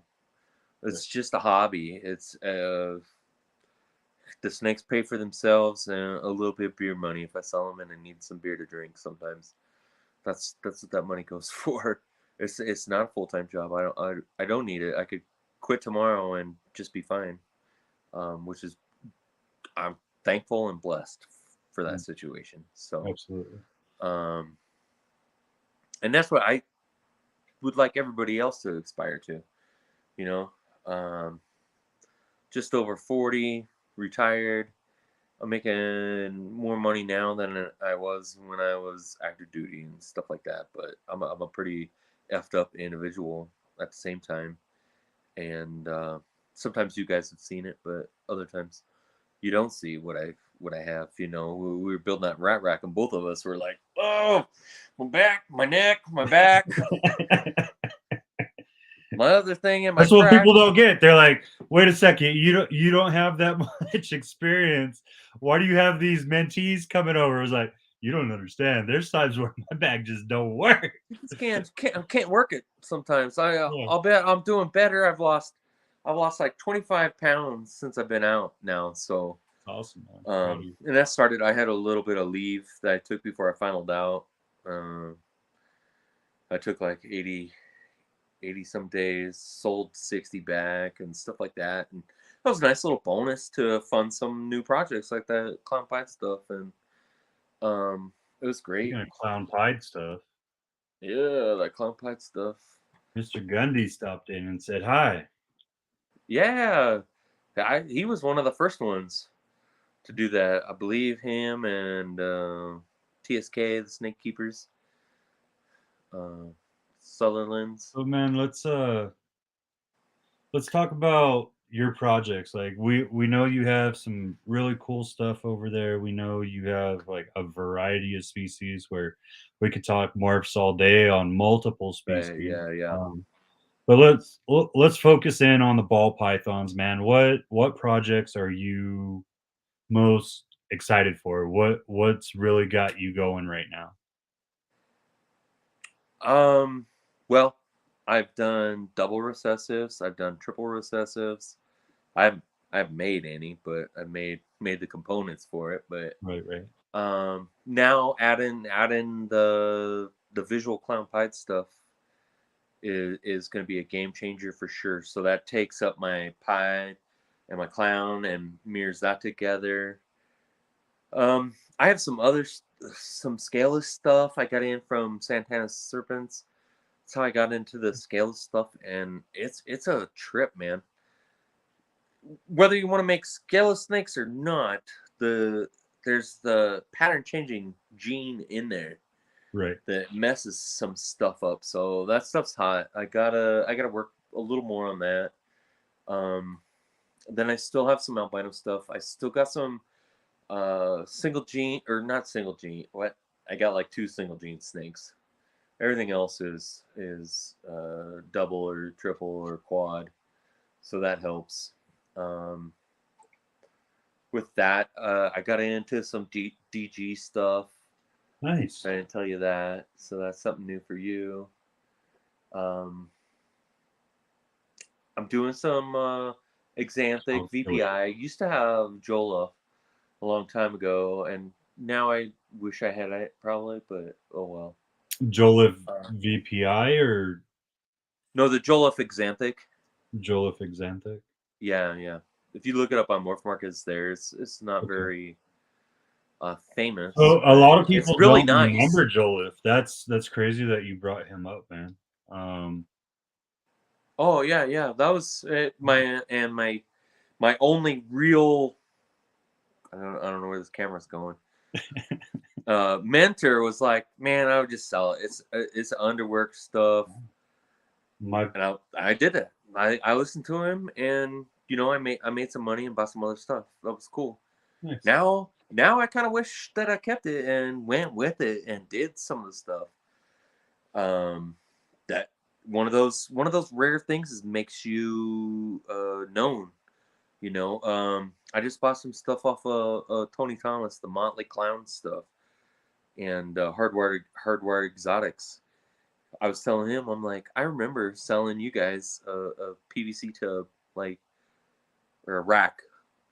Oh gosh, a good almost 10 years ago, in Georgia when I was stationed there, because I remember Craig, his buddy Craig, and I was like, yeah, man, did you remember that? He's like, I don't think so. Because I was real specific in the details, and yeah, he knows exactly. It was just right down the road, but I didn't really know him until I was leaving. So I finally bought some stuff from him, the Motley Clown stuff. So I'm excited to work that. That's probably one of the most or more exciting things for me. The freeway stuff I got from MKG Mike. The freeway stuff, the super asphalt. So, and I have a bunch of yellow belly stuff, and I picked up some more from Iron Ball pythons. So we're gonna work that stuff. I got a lot of pied stuff, and I added some more jeans. And a funny story. One of our friends, I think he was in here, Drew Bridges. Mm-hmm. He was in here earlier. Yeah. He picked up a. Well, I was at Petco or PetSmart or whatever. We were having a get together, our first get together, and I saw this snake in there. I'm like, that's a damn inchy pied. I'm like, I gotta go. I don't need this, Well, he walks in 10 minutes later and buys it, and then brings it to my house. And we're like, oh, if you got it, I'll trade you an albino pied. I got a ton of them. And so I traded him that. Well, now it turns out that PetSmart inchy pied was spot nose, yellow belly, leopard, all these different things in there for $120, $130, or whatever he bought it for as a fancy. So I'm raising back his girls, daughters, and they're just all over the board. Not one looks alike, so we have no idea what they are exactly. But at that last show, I sold their brother and to Todd Tidnall. What's his Carlsbad Snakes or something like that? He's out there with D-Rod. Yeah, something Cavern. Yeah, Caverns Creations or something. Yeah. Good dude. Talked to him and he was like, "Oh yeah, you see all this?" I'm like, "No, I didn't. I have no idea." It's my first real crazy pied that wasn't albino, so no idea. So I got a lot of hidden stuff. You do some auction stuff, so I bought some female clowns that aren't normal. We don't know what they are, so we'll see. A lot of surprises like that way, and I'm starting to breed those to some Batman. I got a Batman maker from Santana Serpents, and then I got his dad, the leopard clown, and then some of that stuff I got from our buddy at Iron Ball Pythons. So it's Mike's all mad you're not talking about his vanilla stuff. Oh, we gotta work that Giving in. you a hard time. Giving you a hard time. Cavern City Constrictors. I'm there not you even go. watching There you them. go. Because like the delay from us to the laptop or whatever, I don't even know what it is. 5 seconds. So you've really stepped up your game this year, and even though you're just doing it as a hobby, where do you think the future really lies for you? Like, Are you going to kind of cap out at where you are right now? Do you want to go down a little bit and just increase quality? Do you want to grow it more? Like what's the plan for Roths Reptiles? So in the past, I had been a big wholesaler because I didn't have the time, or I didn't think I had the time to sell that stuff individually. And and you got people trying to nickel and dime you over the crazy stuff, and I just couldn't deal with Welcome to it. El Paso. Not even everywhere. Everywhere I've been, people are always trying to get the good, and that's fine. But to an animal, a breeder that sells animals, when somebody's trying to get a good price, and you've seen it all over Instagram and wherever, you're like, oh, nickel and dime you there. But I give great discounts. Buy a snake from me once. All the rest of your snakes will be the best price anywhere you can find them if I have them. You know what I mean? I definitely try to take care of my customers. I've had a few guys. He might be on here. I saw him earlier, maybe.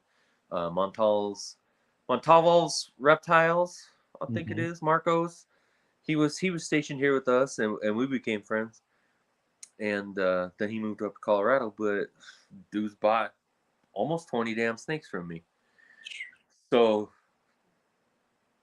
I gave him a discount. I gave him a really good discount on some clown females that I was looking at prices, and I was looking at males, and I was like, oh, so I gave him the male prices.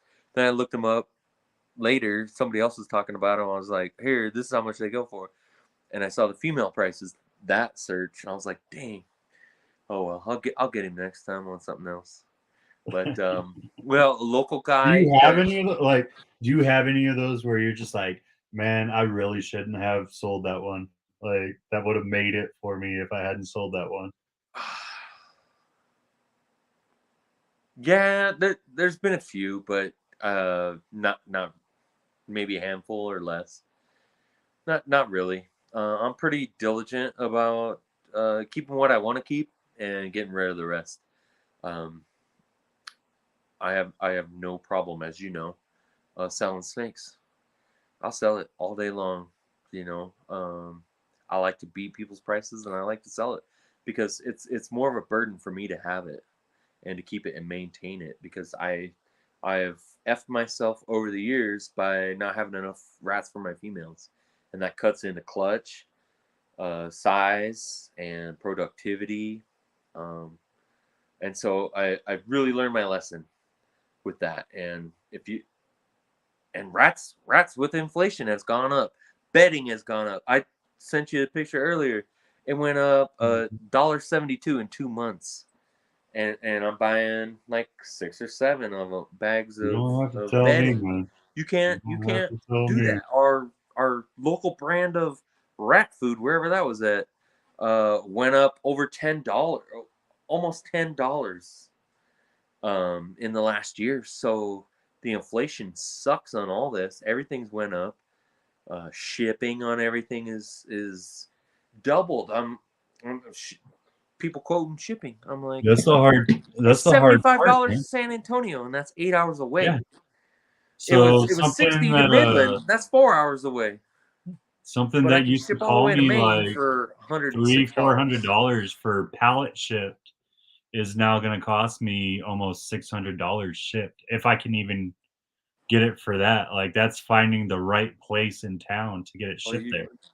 Yeah. Like all the prices are going to go up, and that's one of the things that I hate, because like I'm sitting here and I'm like, well, I don't want to give it Talk about it. I'll like, be right back. like ReptiChip, right? Like ReptiChip, I don't want to have to do retail on people because I don't.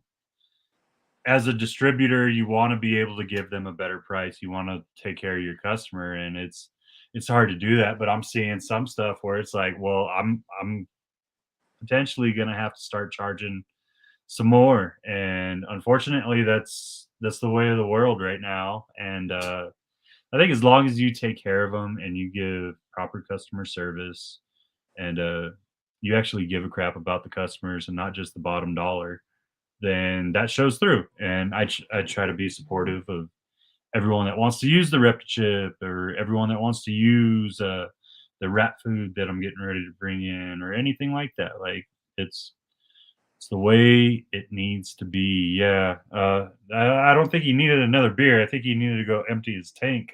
You know what I mean? Yeah. But that's the way of the world. Um, and unfortunately, some things here locally are gonna have to go up. Like I can't like there's some things that I won't be able to provide at the prices that I did before.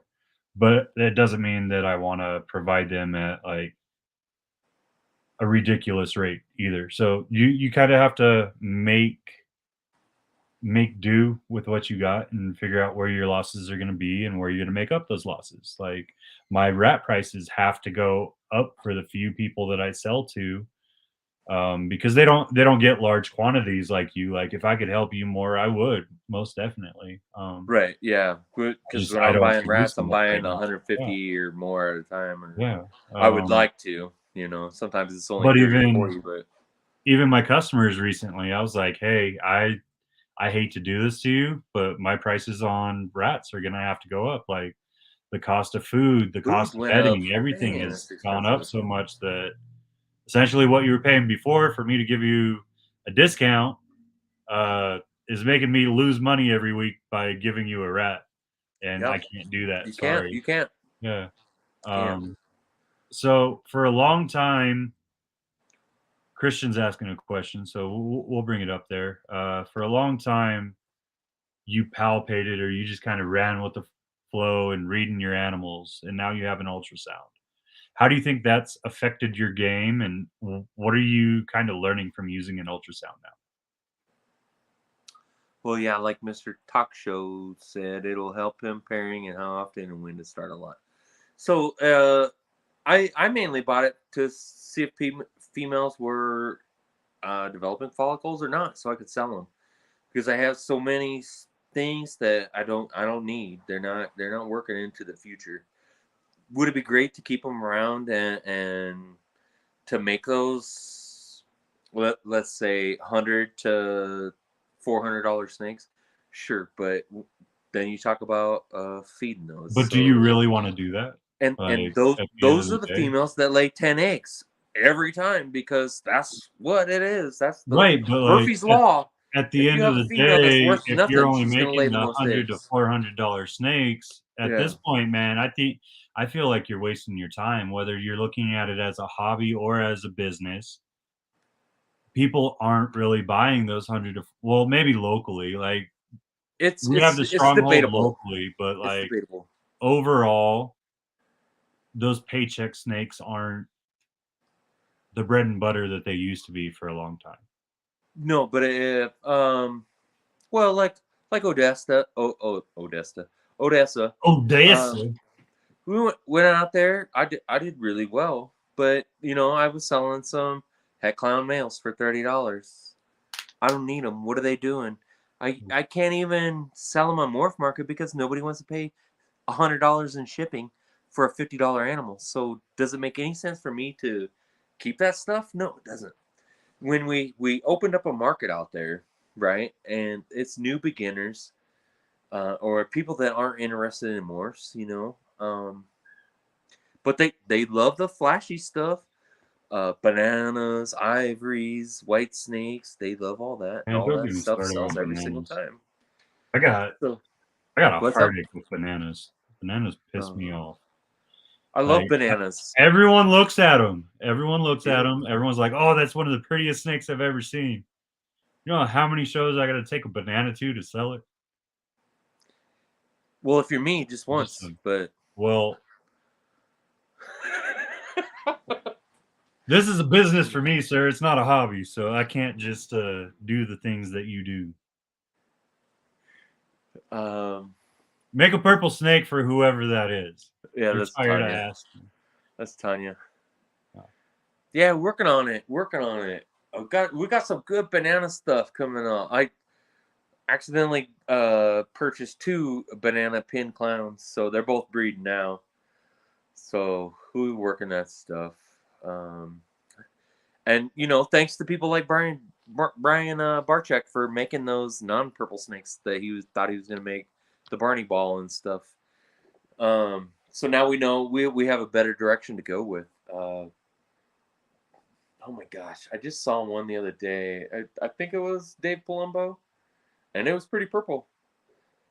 So I don't know. It's hard I to think say we're getting where close. I that think goes. there's a lot of pallets that we haven't touched yet that we're close to breaking into, man. I really do. Well, like Justin at Canova has always said, we'll never ever reach anything in our lifetimes. Really, I mean, they're just barely breaking open Sunset and stuff. Like Brad Boehm and Brock Wagner and some of those other guys. Leviathan Snakes out of South Carolina. They lived like 30 minutes down the road from me when I lived there, but they weren't into snakes back then.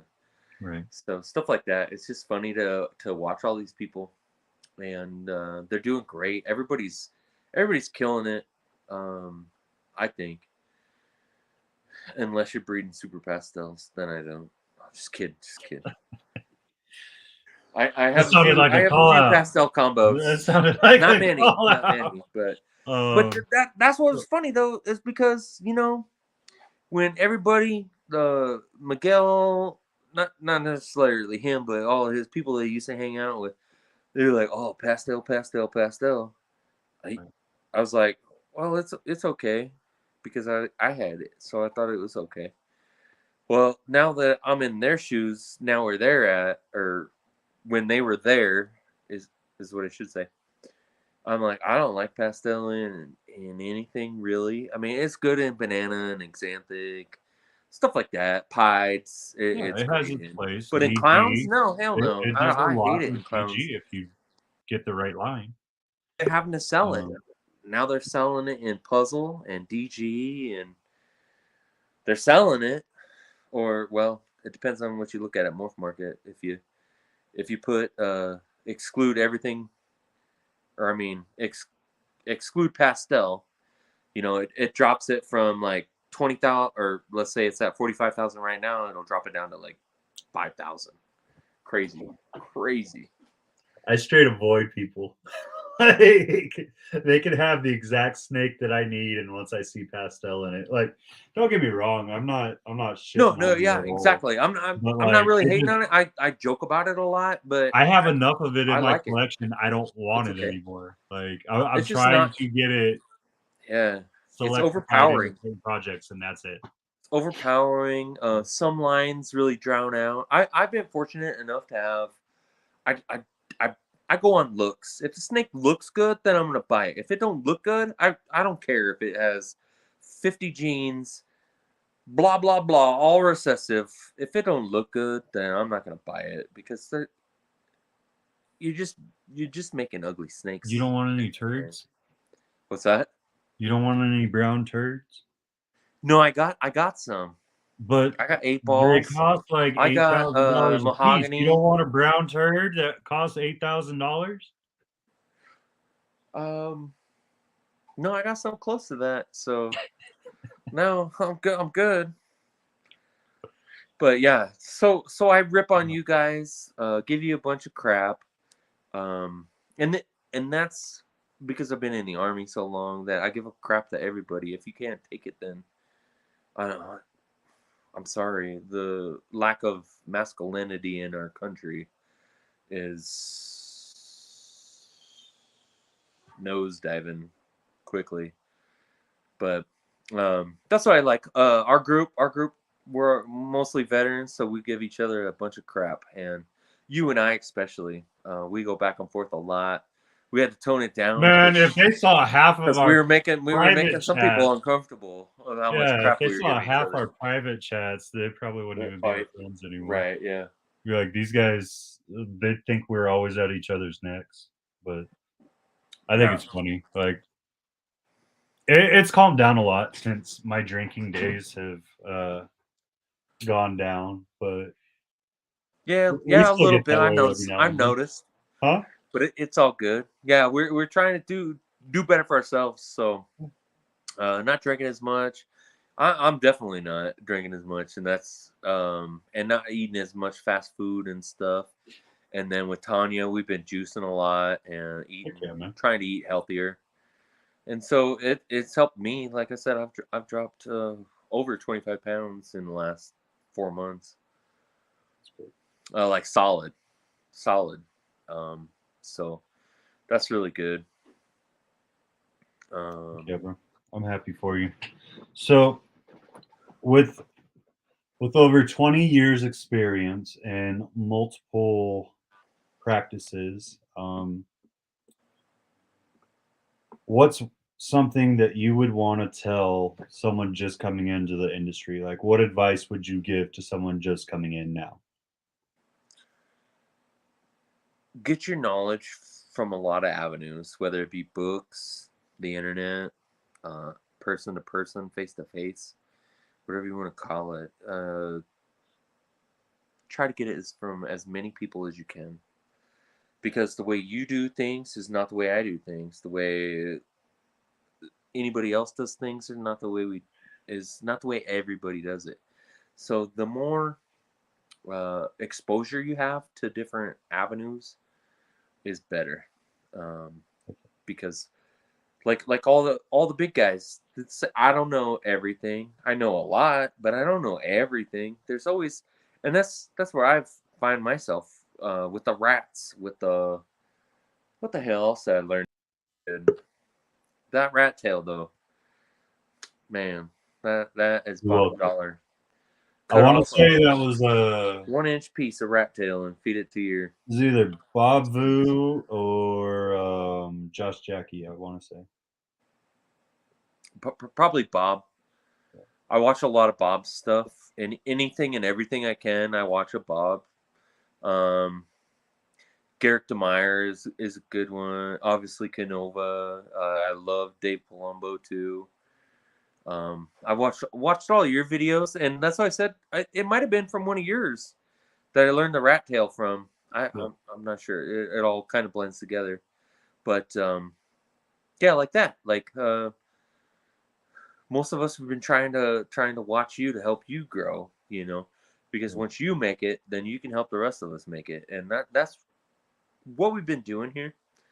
We definitely talk a lot of shit and give each other a lot of hate, you especially, but yeah, I think we're doing good, but the more avenues of knowledge that you can get is the best. I bought Dave and Tracy's Barker's book, their video, the Sutherland's video, Kevin McCurley's books, who's this John R. Barry. I buy a lot of books. I'm kind of old school. Like I said, I have a little problem with technology, but once you show me, then I'm good. Doing it on my own really sucks, but those were the books and videos that really helped me master, quote unquote master. I ain't the best, and sure's not gonna tell you that I am, but I do know a lot. I've had a lot of experience. I had my first clutch in 2012 for ball pythons. I've been breeding leopard geckos since like 2001. Stuff like that. And I don't get huge into it, but I just do a little bit here and there. And I think that's a big part of me. I'm pretty genuine. So if I'm telling you something or I'm giving you a hard time, like a hard time, this is because I like you and I want you to learn, or I want you to take my experiences, learn from my mistakes. See, like people say that being a smart person is making your own mistakes and learning from them. No, a smart person is watching other people make mistakes and not repeating them. That's what a smart person is. Because you see it now all the time.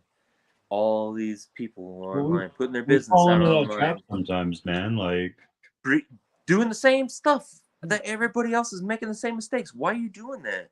It's get out of your circle, right? Get out of your comfort zone, and go watch. Preach on that, man. Like Miguel, I first watched his videos. I was like, okay, this guy's doing it. Then I went to Afghanistan and stopped watching them. But When I came back, I was like, holy crap, this dude made a whole 180. And now he's huge. You know, you got to get out of your comfort zone and learn from other people. You can't just stop at one person and think you're gonna know everything, because you're not. That person doesn't know everything. I can guarantee it. Well, And that's the mindset in everything you should do, man. Like whether right, it's business, whatever it is. Like if you're trying to truly be good at something, yes, it's great to have your circle, and by no means should you ever leave those people behind. But there's times where your circle is only going to get you so far. You know what I mean? And it's not to be rude or anything. It's just like if we're always feeding the same thing off of each other, right? And we're not reaching out to other avenues, we're not going to learn anything different, like you're saying.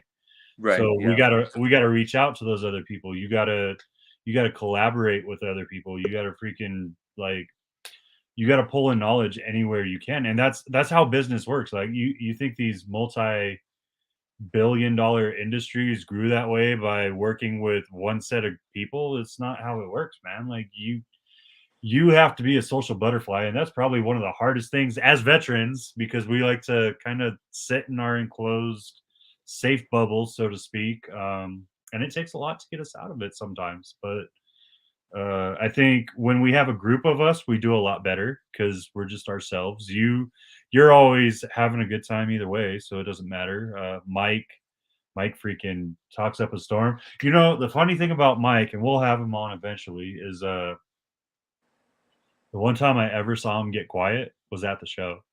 It's like, fuck, you just need to be at a show all the time, man. Like, you just talk too damn much. And no, that's the ongoing joke when he's helping me with rats. Is like, you want me to shut up? Huh? I was like, right, yeah, but no, it's all yeah. in fun. We have a good group of people, and that's really good for sure. And yeah, you just well, that story with him at Odessa, he was like, "Why don't you buy a snake for me?" I was like, I don't want no yellow belly or spark. I got that stuff. I don't need it anymore."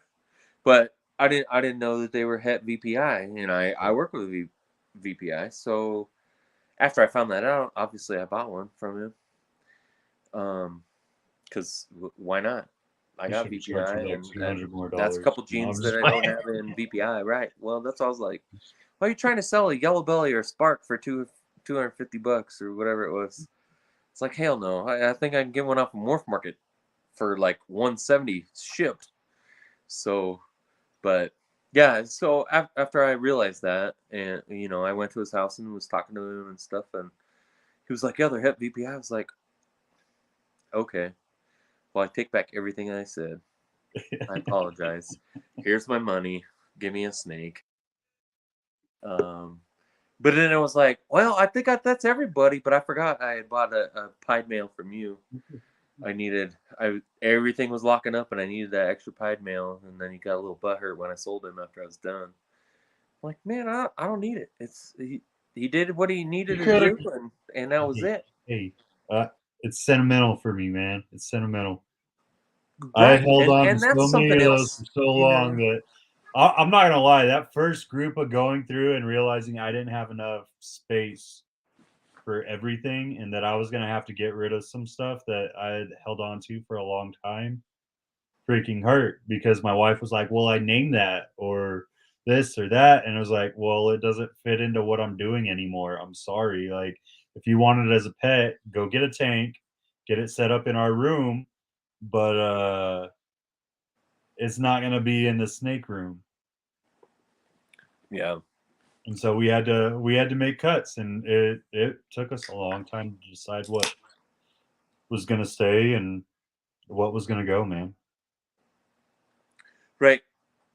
And we both learned a good lesson. I would say that well, I don't know what I learned. But yeah, they're to me they're livestock. They're not pets. I got a You rhino grew up in iguana that, yeah, and you grew dogs. up in Those are my that realm, pets. so it's like Right. I I grew up on in a the farm. country, but we didn't have a Farming with farm, friends and so it was family. like, So yeah. it's a totally different lifestyle and it's a different mentality, right? I I'm gonna say the longest one that I can recall was like Greg Grazzini with one of his original pastel females or something. It was like 23 years old that he had, and I could see that where that snake made you hundreds of thousands of dollars, but everything I bought, everything you bought, you can get for less money. It's really not that, and that's part of breeding snakes is that um, females obviously take longer to grow up, so you keep them longer. Males don't take that long. You can breed a male in the first year probably, in most cases, and that's it. That's all you need him for is that 1 year. Then you got his babies, or you have a different plan to buy something better than him to improve. You always got to be improving, and that's a big thing that Santana and I always go back and forth is or even you know, I'll buy something and you buy something. I buy something, he buys something, or he buys something and I buy something. If you're not encouraging each other's to do better and to go for it, then what good are you doing?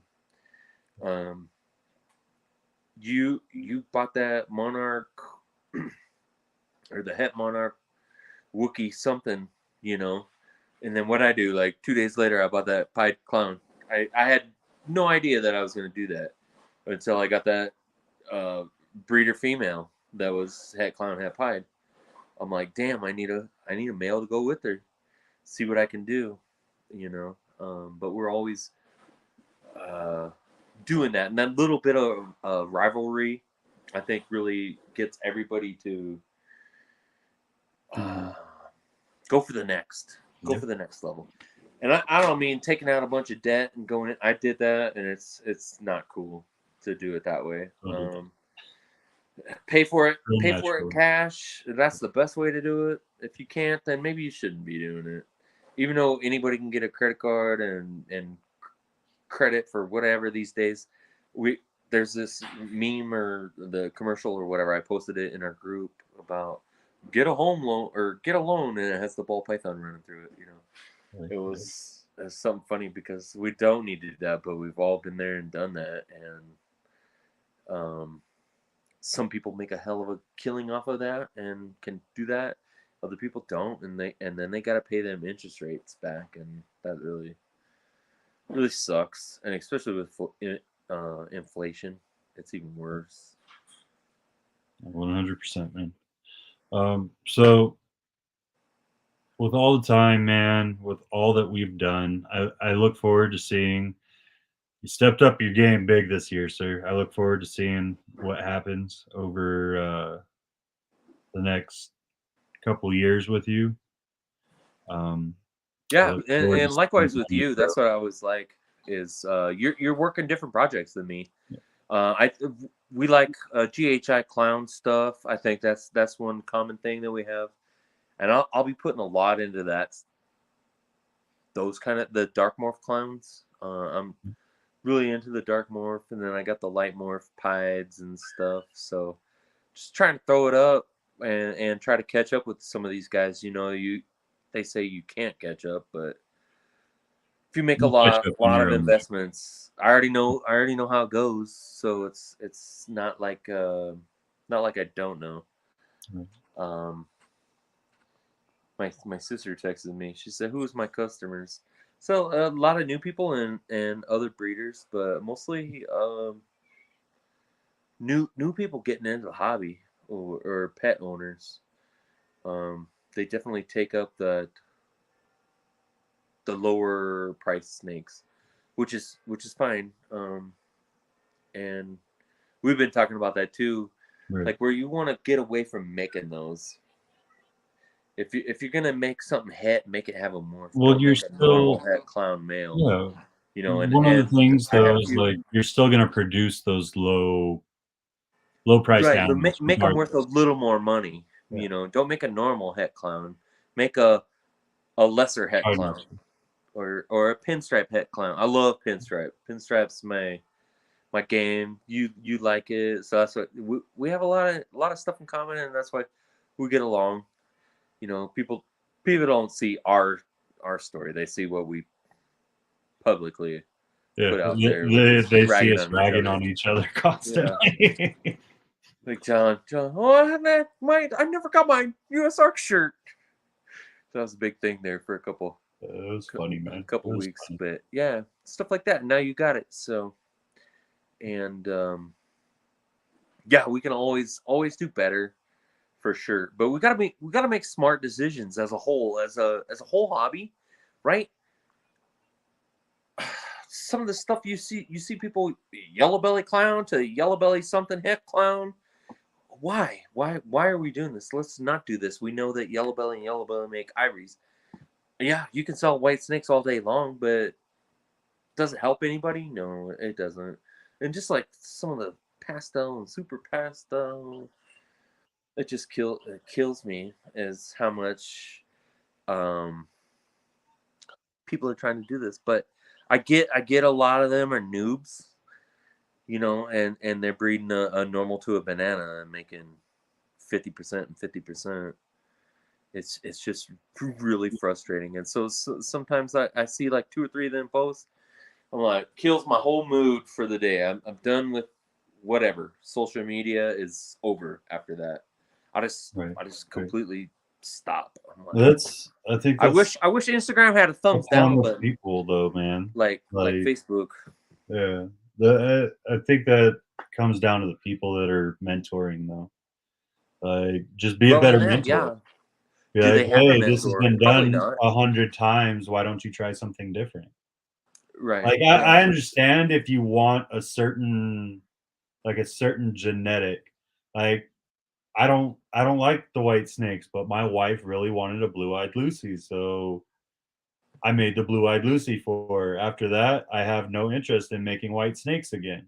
Like, that's just not what I want to do. So it's it comes down to the mentors, man. I think sometimes you just have to tell the mentee, hey, that's not the greatest idea. Like, just try something different. Like, don't be afraid to stand out a little bit, because everyone kind of wants to do something that's they've seen proven to be effective or proven to succeed.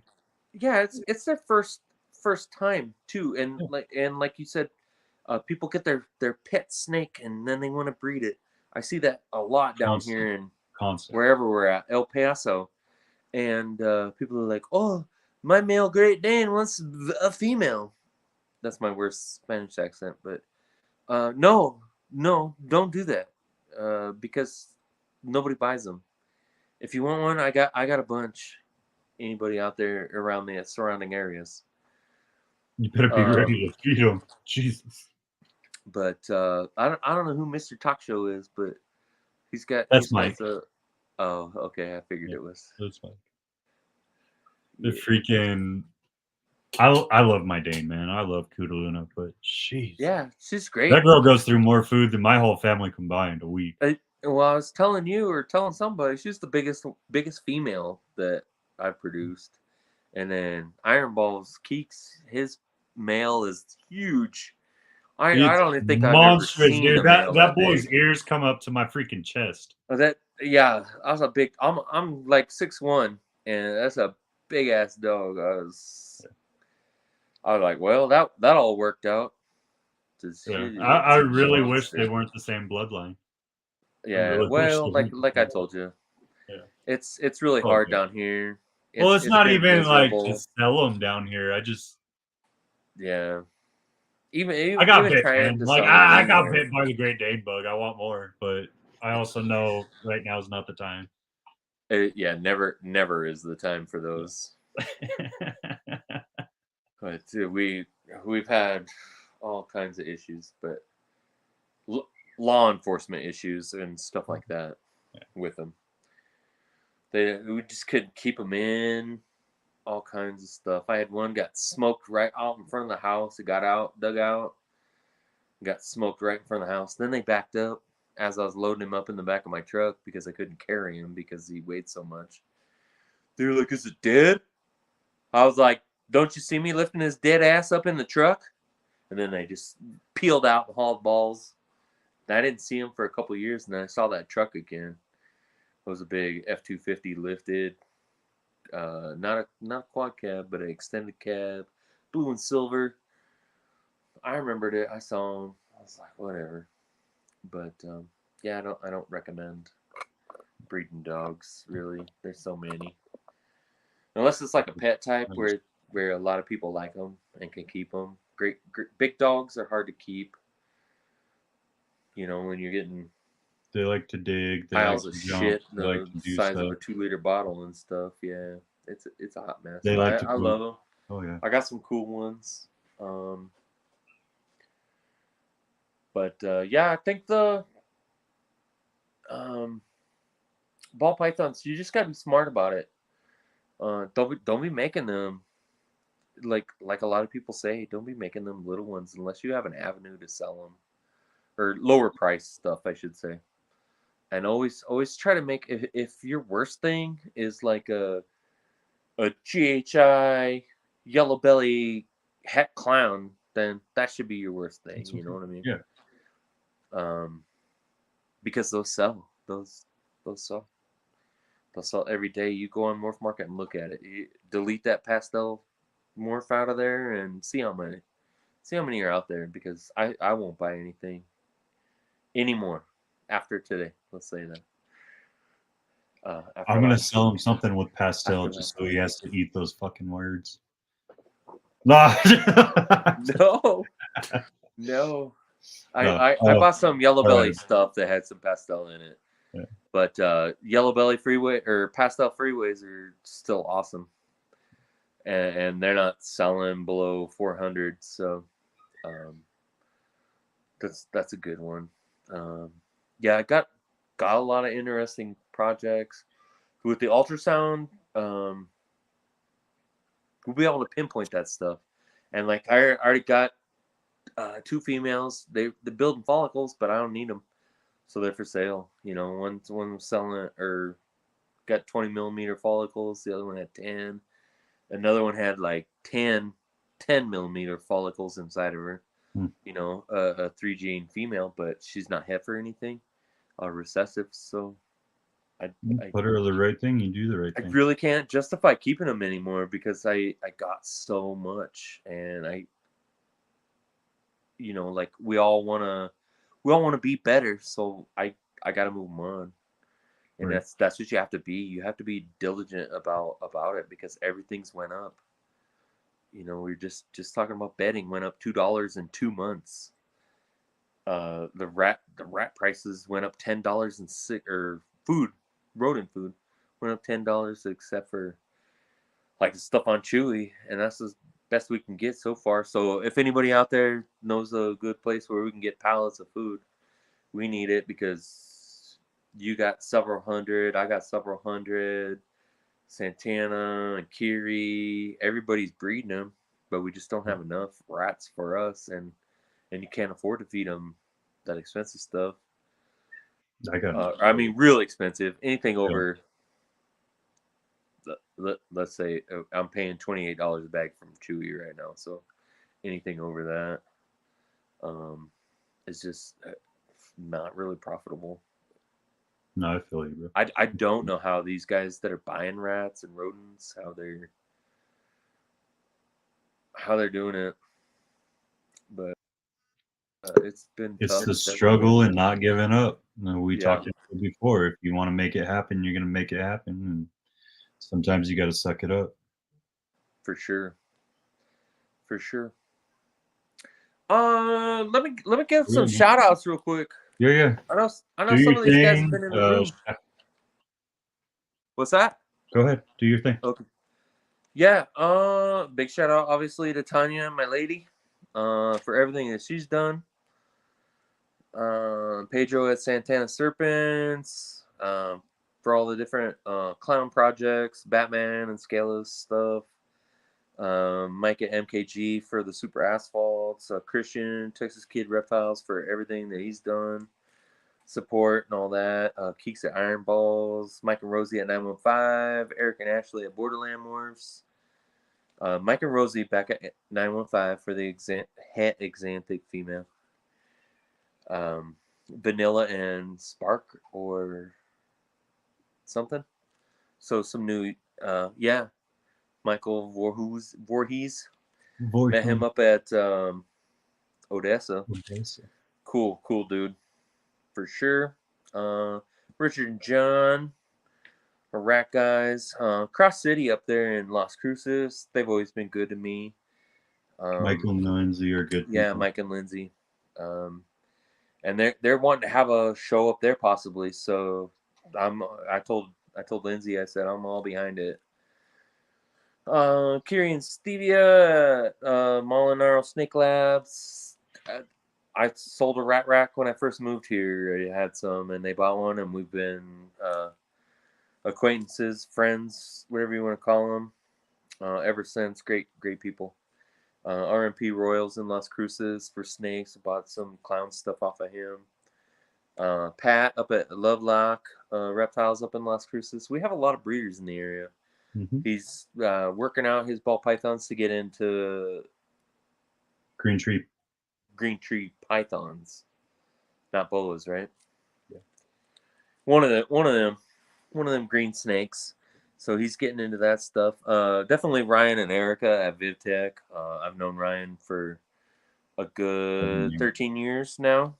Great dude. Like everybody says, I don't think anybody has anything bad to say about him. Their products are awesome. He was mentioning this stuff back when I first met him. I want to build a light, LED and blah blah blah. And I'm like, do it. He was an engineer and stuff, and so yeah, he's always been a great guy. Jeremy Ellsworth, he did my logos, whatever. He has some more designed. I just haven't pulled the trigger on them.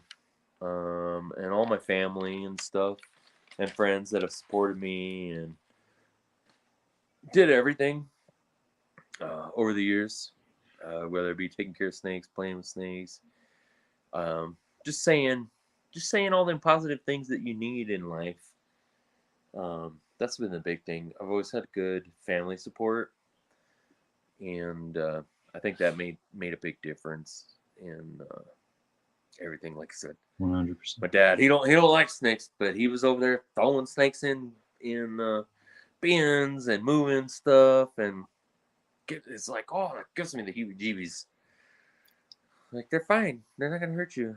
And yeah, when they would come and stay over the weekend or whatever, obviously the spare bedroom had snakes in it, so we'd blow up the air mattress or bed or whatever, and people would ask my mom, he has all those snakes, aren't you scared? She was like, no, they're locked up. What are they gonna do? Nothing.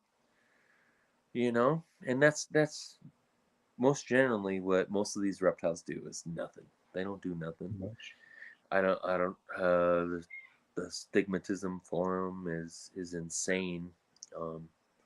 My biggest thing, like people will say, oh, I love animals, but I hate, throw it in there. Yeah. I'm like, and you don't love animals. Yeah, right. A spider is an animal, a bird is an animal, a snake is an animal. They're all animals, so don't be calling yourself an animal lover if you don't love them all. Right. But even going back to that, I've kept scorpions and tarantulas, a few tarantulas. I bought a collection one time, and it came with like 10 something tarantulas, so I had them for a week or two. But yeah, I don't mind them. I raise bugs for my lizards, bearded dragons, all that stuff. Anything that'll eat bugs, I raise bugs for them. Otherwise, I buy them offline or locally, wherever. And that's just all part of it. I raise all my own rodents, rats and mice mostly. I have a couple ASFs left, but I really don't see any point in doing that now that I've found out about the rat tails. The rat tail business, no joke. It's worked every time but like once. Man. I'm excited to get started on ASFs. Yeah. Well, I was like, well, if Dave Kaufman said they're only lab rats and they're not out in the wild in Africa, well, I don't even know why I'm bothering. But it did get one snake. I had one ball python female that didn't eat for 15 months. Didn't lose a gram, but just didn't eat. Didn't eat anything. Bred her, did all the tricks that you could do. Didn't do nothing. Wouldn't eat. Threw an ASF in there, ate it right away. So that's the only reason I have them. But now I vacuum sealed some of the bedding and stuff in case I need to scent them. Right, I'm a big scenter. I had like 20 snakes on mice 3 weeks ago. Now I have 4. So scenting them and stuff like that helps. Not feeding them, not bothering them. Something else out of probably one of your podcasts. I don't know who it was. Anyway, they were like, just leave them alone. Mm-hmm. People always try to feed them right after they shed and stuff like that. Well, I let one go for like 10 days before I fed it. And, or the whole clutch, like 10 snakes. And every single one of them smashed a rat fuzzy, just by leaving them. Where I've had problems in the past where you try feeding them right after they shed, and there's no hurry, there's no rush. I don't cut eggs until they pip.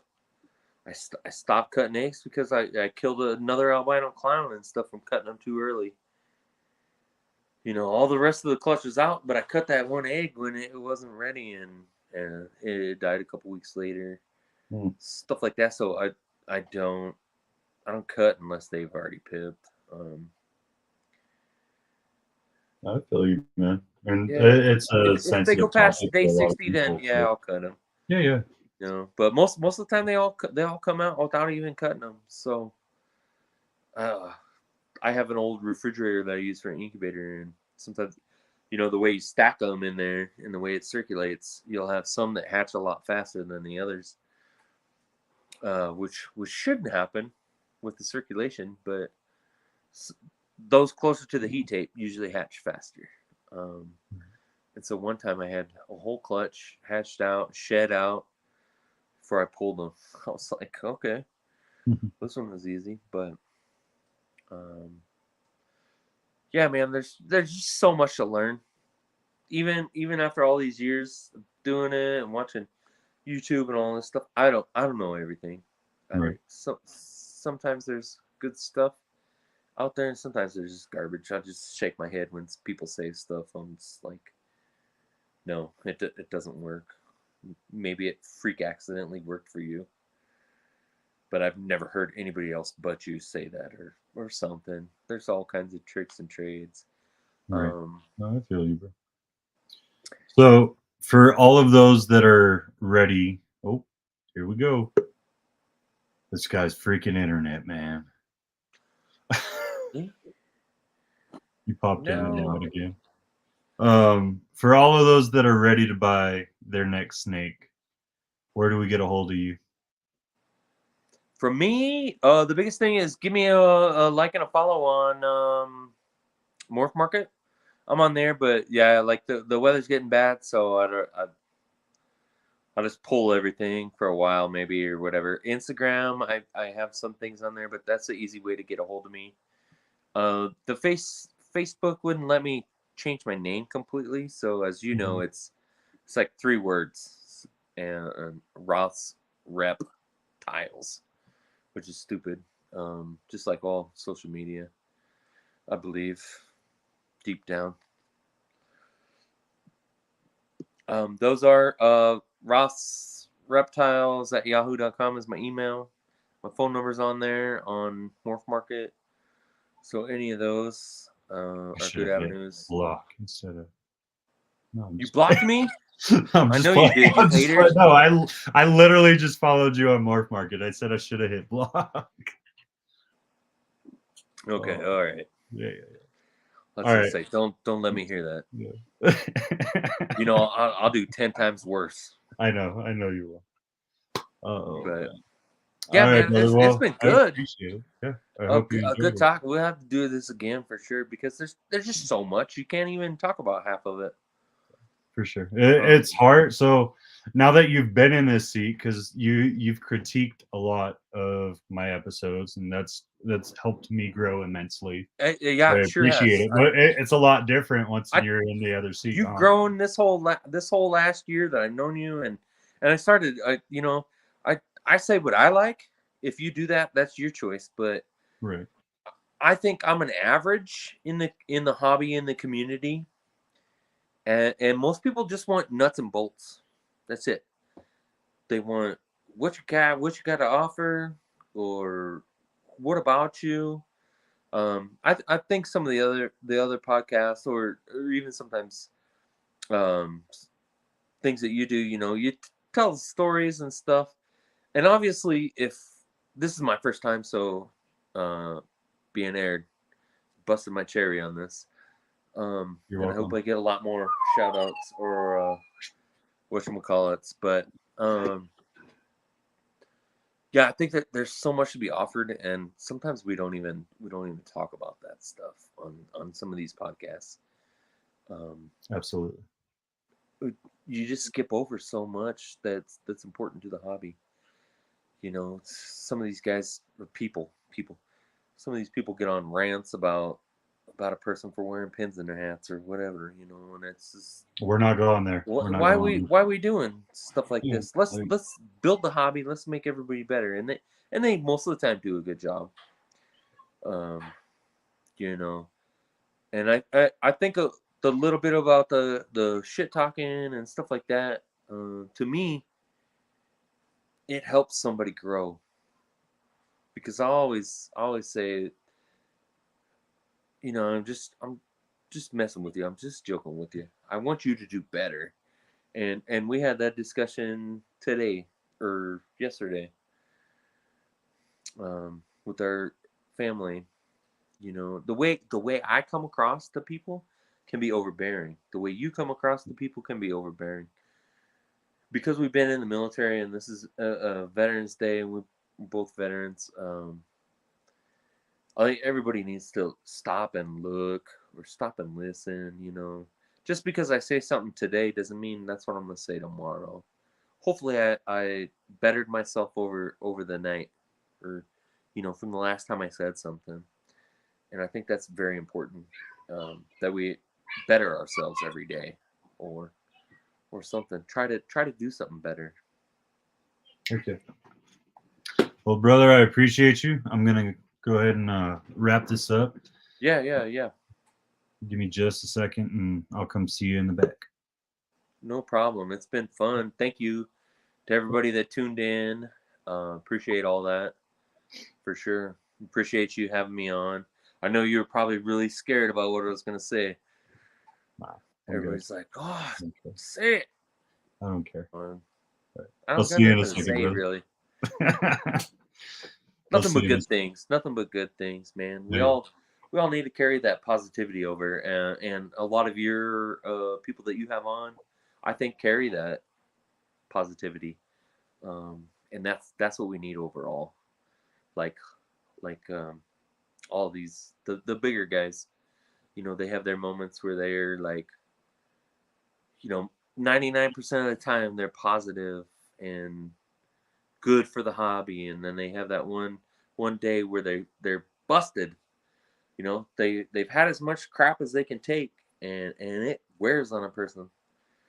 You know, For sure. For sure. I just say, hang in there, keep at it. It'll only get better, Right. No, for sure. feel that. All right, brother. I'll catch you in just a second. All right. All right, sounds good. All right. So I hope y'all got something from tonight. I think there's some good stuff in there. There's some entertaining stuff. There was some knowledge that popped up. We had a good time. Uh, Tomorrow night, we're going to do our first back to back podcast. Tomorrow night we have another retic episode. We'll be with Lucas Bagnara of Lab Exotics. I'm pretty excited to talk to him and talk about the growth of his podcast, the Retic Lounge. So make sure if y'all enjoyed this, you come back tomorrow night and check that one out as well. All right, we'll see you guys next time.